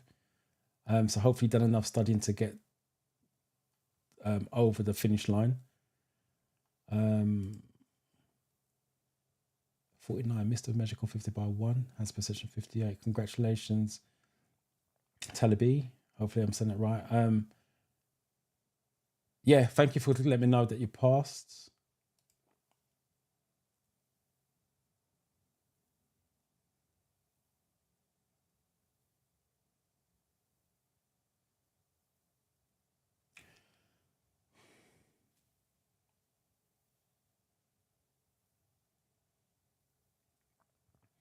Salu, hopefully you meant you passed it, because you didn't say with your pass, you just said it helped. If you did, congratulations and thank you for coming back and showing your appreciation. Nikki, you're happy. I'm hoping that not just because you're here, hopefully because you passed. Alicia. I know how to drive. There's driving and there's driving, by the way. And what I mean by that, there's driving and there's driving to pass a driving test. You do need to do it to their standard. I'm going to do a few lessons. If you know how to drive, I would suggest you get an instructor and get an assessment lesson and then go from there. He can assess, or he or she can assess your driving and then work out a plan to move forward rather than just dive into lessons. If you dive straight into lessons, they may take you do stuff that you can already do, if that makes sense. So get an assessment. Let's say I know how to drive. Can I get an assessment lesson? And they should be able to assess your driving. But you are doing the right thing, by the way. Oh, there you go. You have passed it. All right. Let me. No problem, BMW. The only tip I got is find a driving instructor. They can keep you calm, keep you, and spot your problems. There's nothing wrong with going out with family members and friends, but they're not driving instructors. Get a driving instructor, and like I said, if you get a decent one, they will keep you calm, relaxed, and they can spot your faults and make you feel good about your faults. Don't make you feel bad about them. Make you feel good about any mistakes you make. As a conversation we had earlier on. Hiya, Sarah. Right, so back to the hazard perception. So you now know you checking the mirrors is you clicking on the app.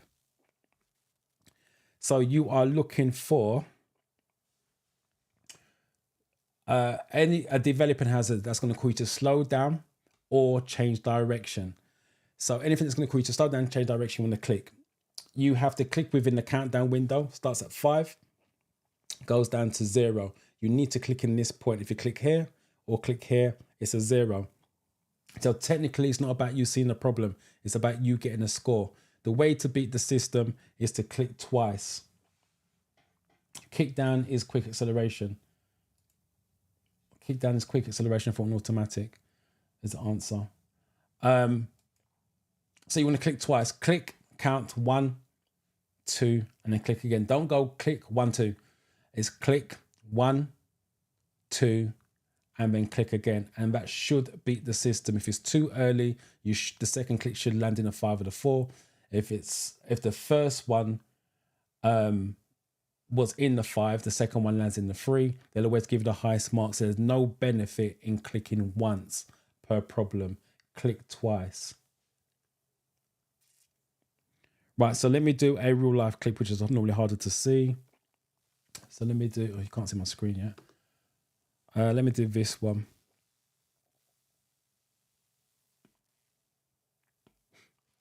So I'm going to talk, I'm seeing the van's parked up on the left. So I'm going to click, I need to move to the right. Remember, anything that's going to cause you to slow down or change directions, what you're looking at. Got signs telling me the road bends to the left, but I can see into the bend.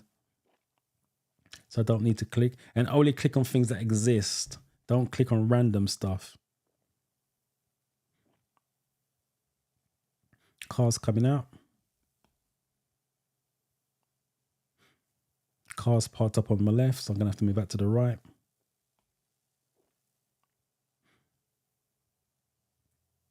Cars coming towards me, but I'm on my side of the road, so I don't have to be a problem with that. Car's about to move up. He's got indicator on. I'm going to go click again just to make sure on that one. It's about getting a score, so I wasn't sure if I got a score, so I'm clicked again just to make sure. Oh, 3 out of 5, that's really low. So always review, just show you that. 3 out of 5, so it's low. Review it back to see if you can improve. Always see if you can improve. So where's my first one? So there's my first click. I can't see anything before that, to be honest. So I don't see how I could have clicked any sooner. There's no indication.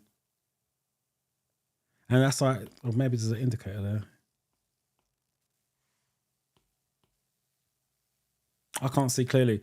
But that's the reason why the real life clips have been taken out of the real tests, because they're hard to see. The failure rate used to be high, so they've gone to all CGIs. But always look to see if you can improve. Like I said, I don't think I can improve on that one, but the video says I can. And I clicked again just to make sure. So if you watch here, that's my first click for the car. There's my second. I wasn't sure if I got a score, so I went again just to make sure, because it's about getting the scores, not about me seeing the problem. And it didn't kick me out. It didn't downgrade me to a 1. And that's the reason why you go for 2 clicks per problem. Okay, let me just see if there's any questions or going on in the chat.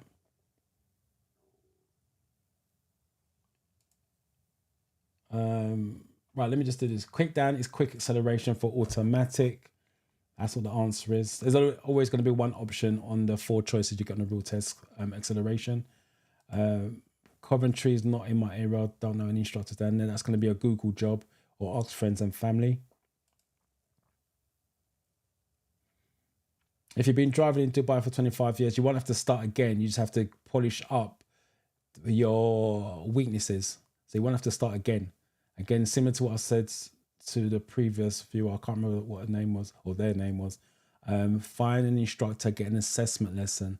So if you've got 25 years of experience, it may mean you've got 25 years of bad habits. But if it was me, if you was my student, I would look at the habits the examiner won't accept. And those are the ones I would change. All the other bad habits I would leave. I wouldn't change everything about your driving. So you're not starting again. You're just getting rid of the bad habits the examiner will not accept on your driving test.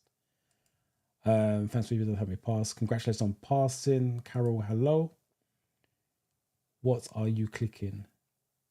I'm just tapping on my screen. I got Apple Pencil. I'm using my iPad, so I'm literally just tapping on the screen.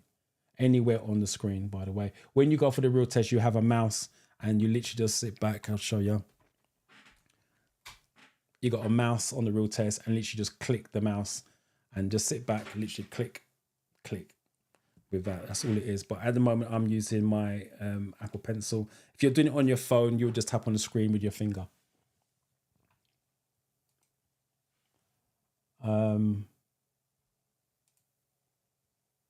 I was given 0, was clicked inappropriate. Can you explain this? Yes. There's 2 ways of getting inappropriate clicking. If you click too many times, as in spamming, it looks like a spam on the video. Because like I said, if you click on things that exist, it shouldn't lead to too many clicks. If you click on things that don't exist, you're going to have too many clicks per video. And the other one, if it's rhythmic, if they think you're clicking in a pattern, so if you went click 1, 2, click 1, 2, click 1, 2, all the way through the video as an example, they see it as a rhythm. and then they're going to kick you out. That's what it means. No problem. Let me do another demonstration, but this time let me do a real life so I can actually see what's going on. Not real life, sorry. CGI.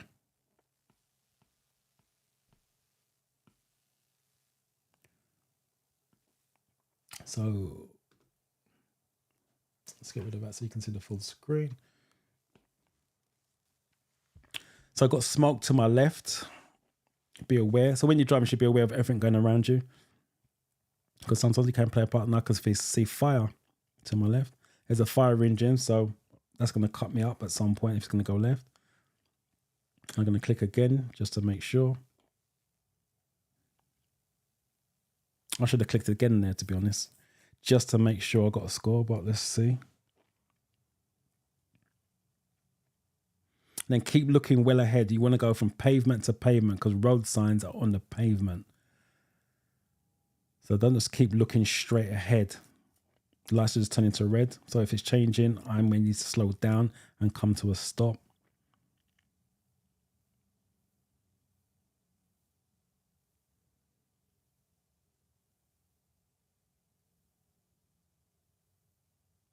Nothing else is going on.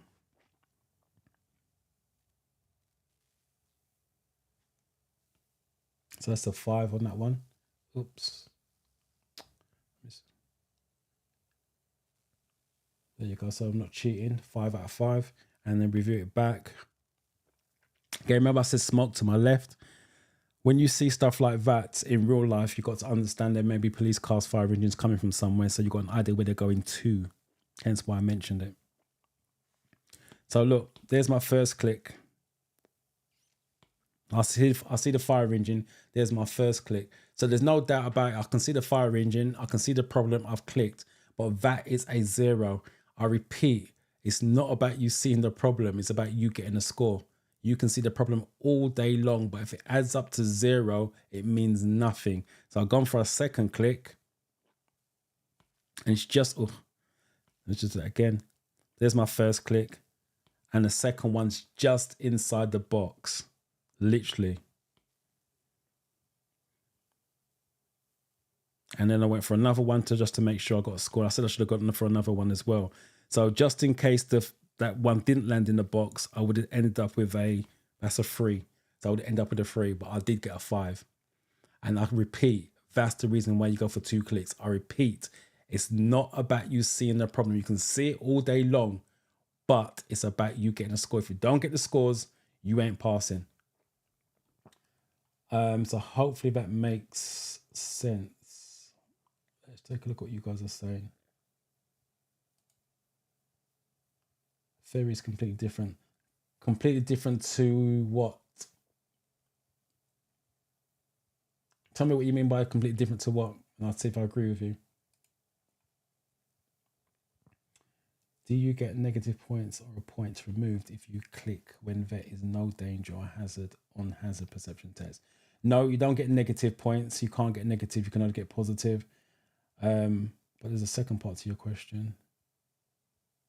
If you click when there is no danger or hazards, the question you've got to be asked yourself, why would you click if there's no problems? But if you click on things that aren't a danger or a hazard, you can end up with too many clicks per video, which means you're going to get a 0. So, but like I said, if you click on things that exist, then there shouldn't be an issue. Let me do a demonstration quickly and click too many times and see what that plays out like. So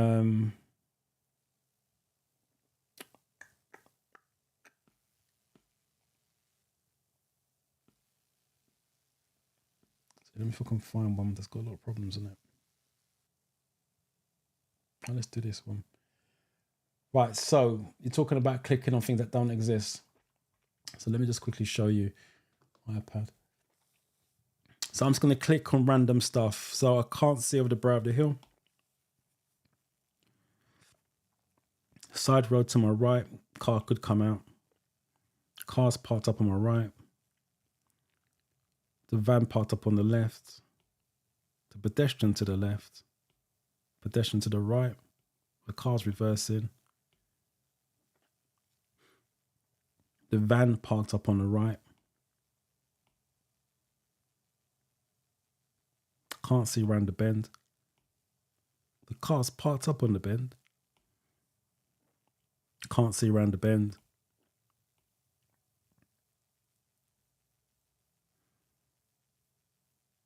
Slow on the floor. Slow on the floor again. Side road.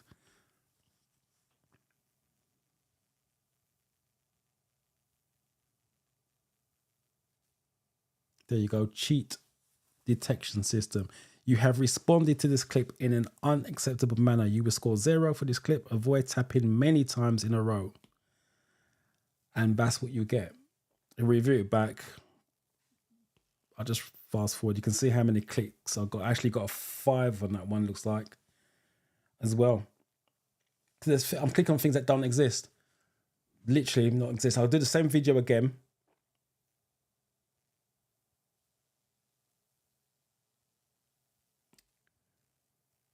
This one. So I'll break it down how it should have been done. So technically, Bravely Hill, I could click because I can't see. But there's nothing on the side road, so nothing for me to hit. The cars are parked up on the right, but they're parked up on the right. It doesn't cause me a problem. The pedestrian in the road. And the car reverse. I'm going to click again just to make sure I get a score. With the van parked up on the left, I'm already out to the right, so I don't need to move out to the right. With the bend, I can see into the bend, so it's not a problem. I could click on the car that's parked up badly because I have to move out to the right. Again, the bend coming up, I can see into the bend. It says slow on the floor, but there's nothing going on for me to slow down for. Another slow, again, nothing for me to slow down for.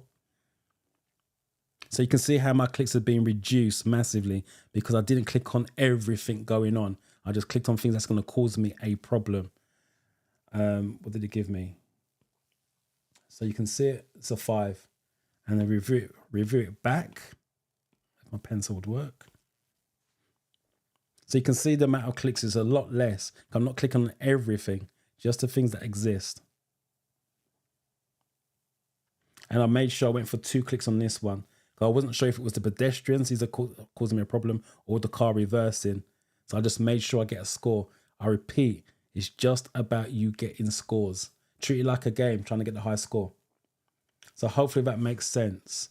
Let me go back to see if you guys are saying anything. No problem. No problem. Blessing.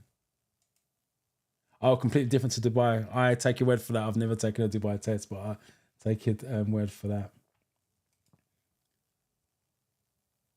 45 and 61. Congratulations on passing.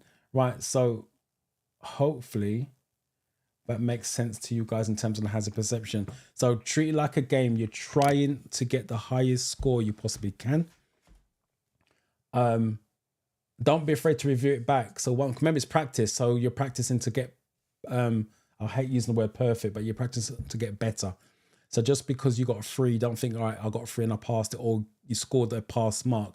Review your videos back to see if you can improve on your videos.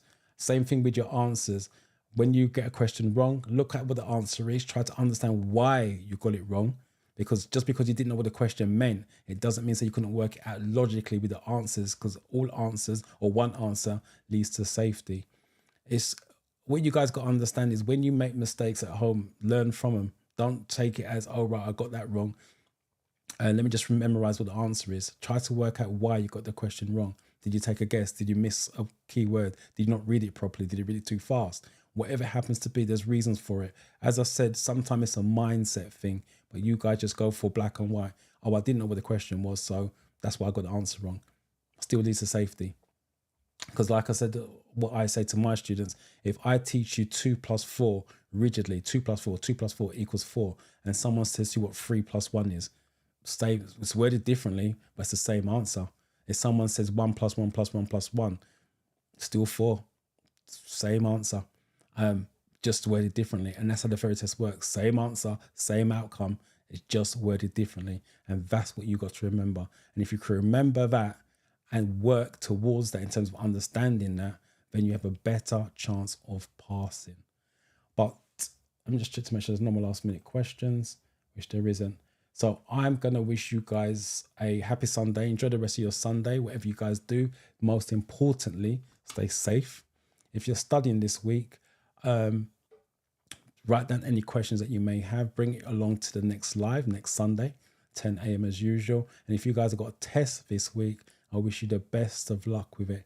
And let us know how you got on next Sunday. But take care and enjoy the rest of the week. Make sure you stay safe though. Okay, guys, take care.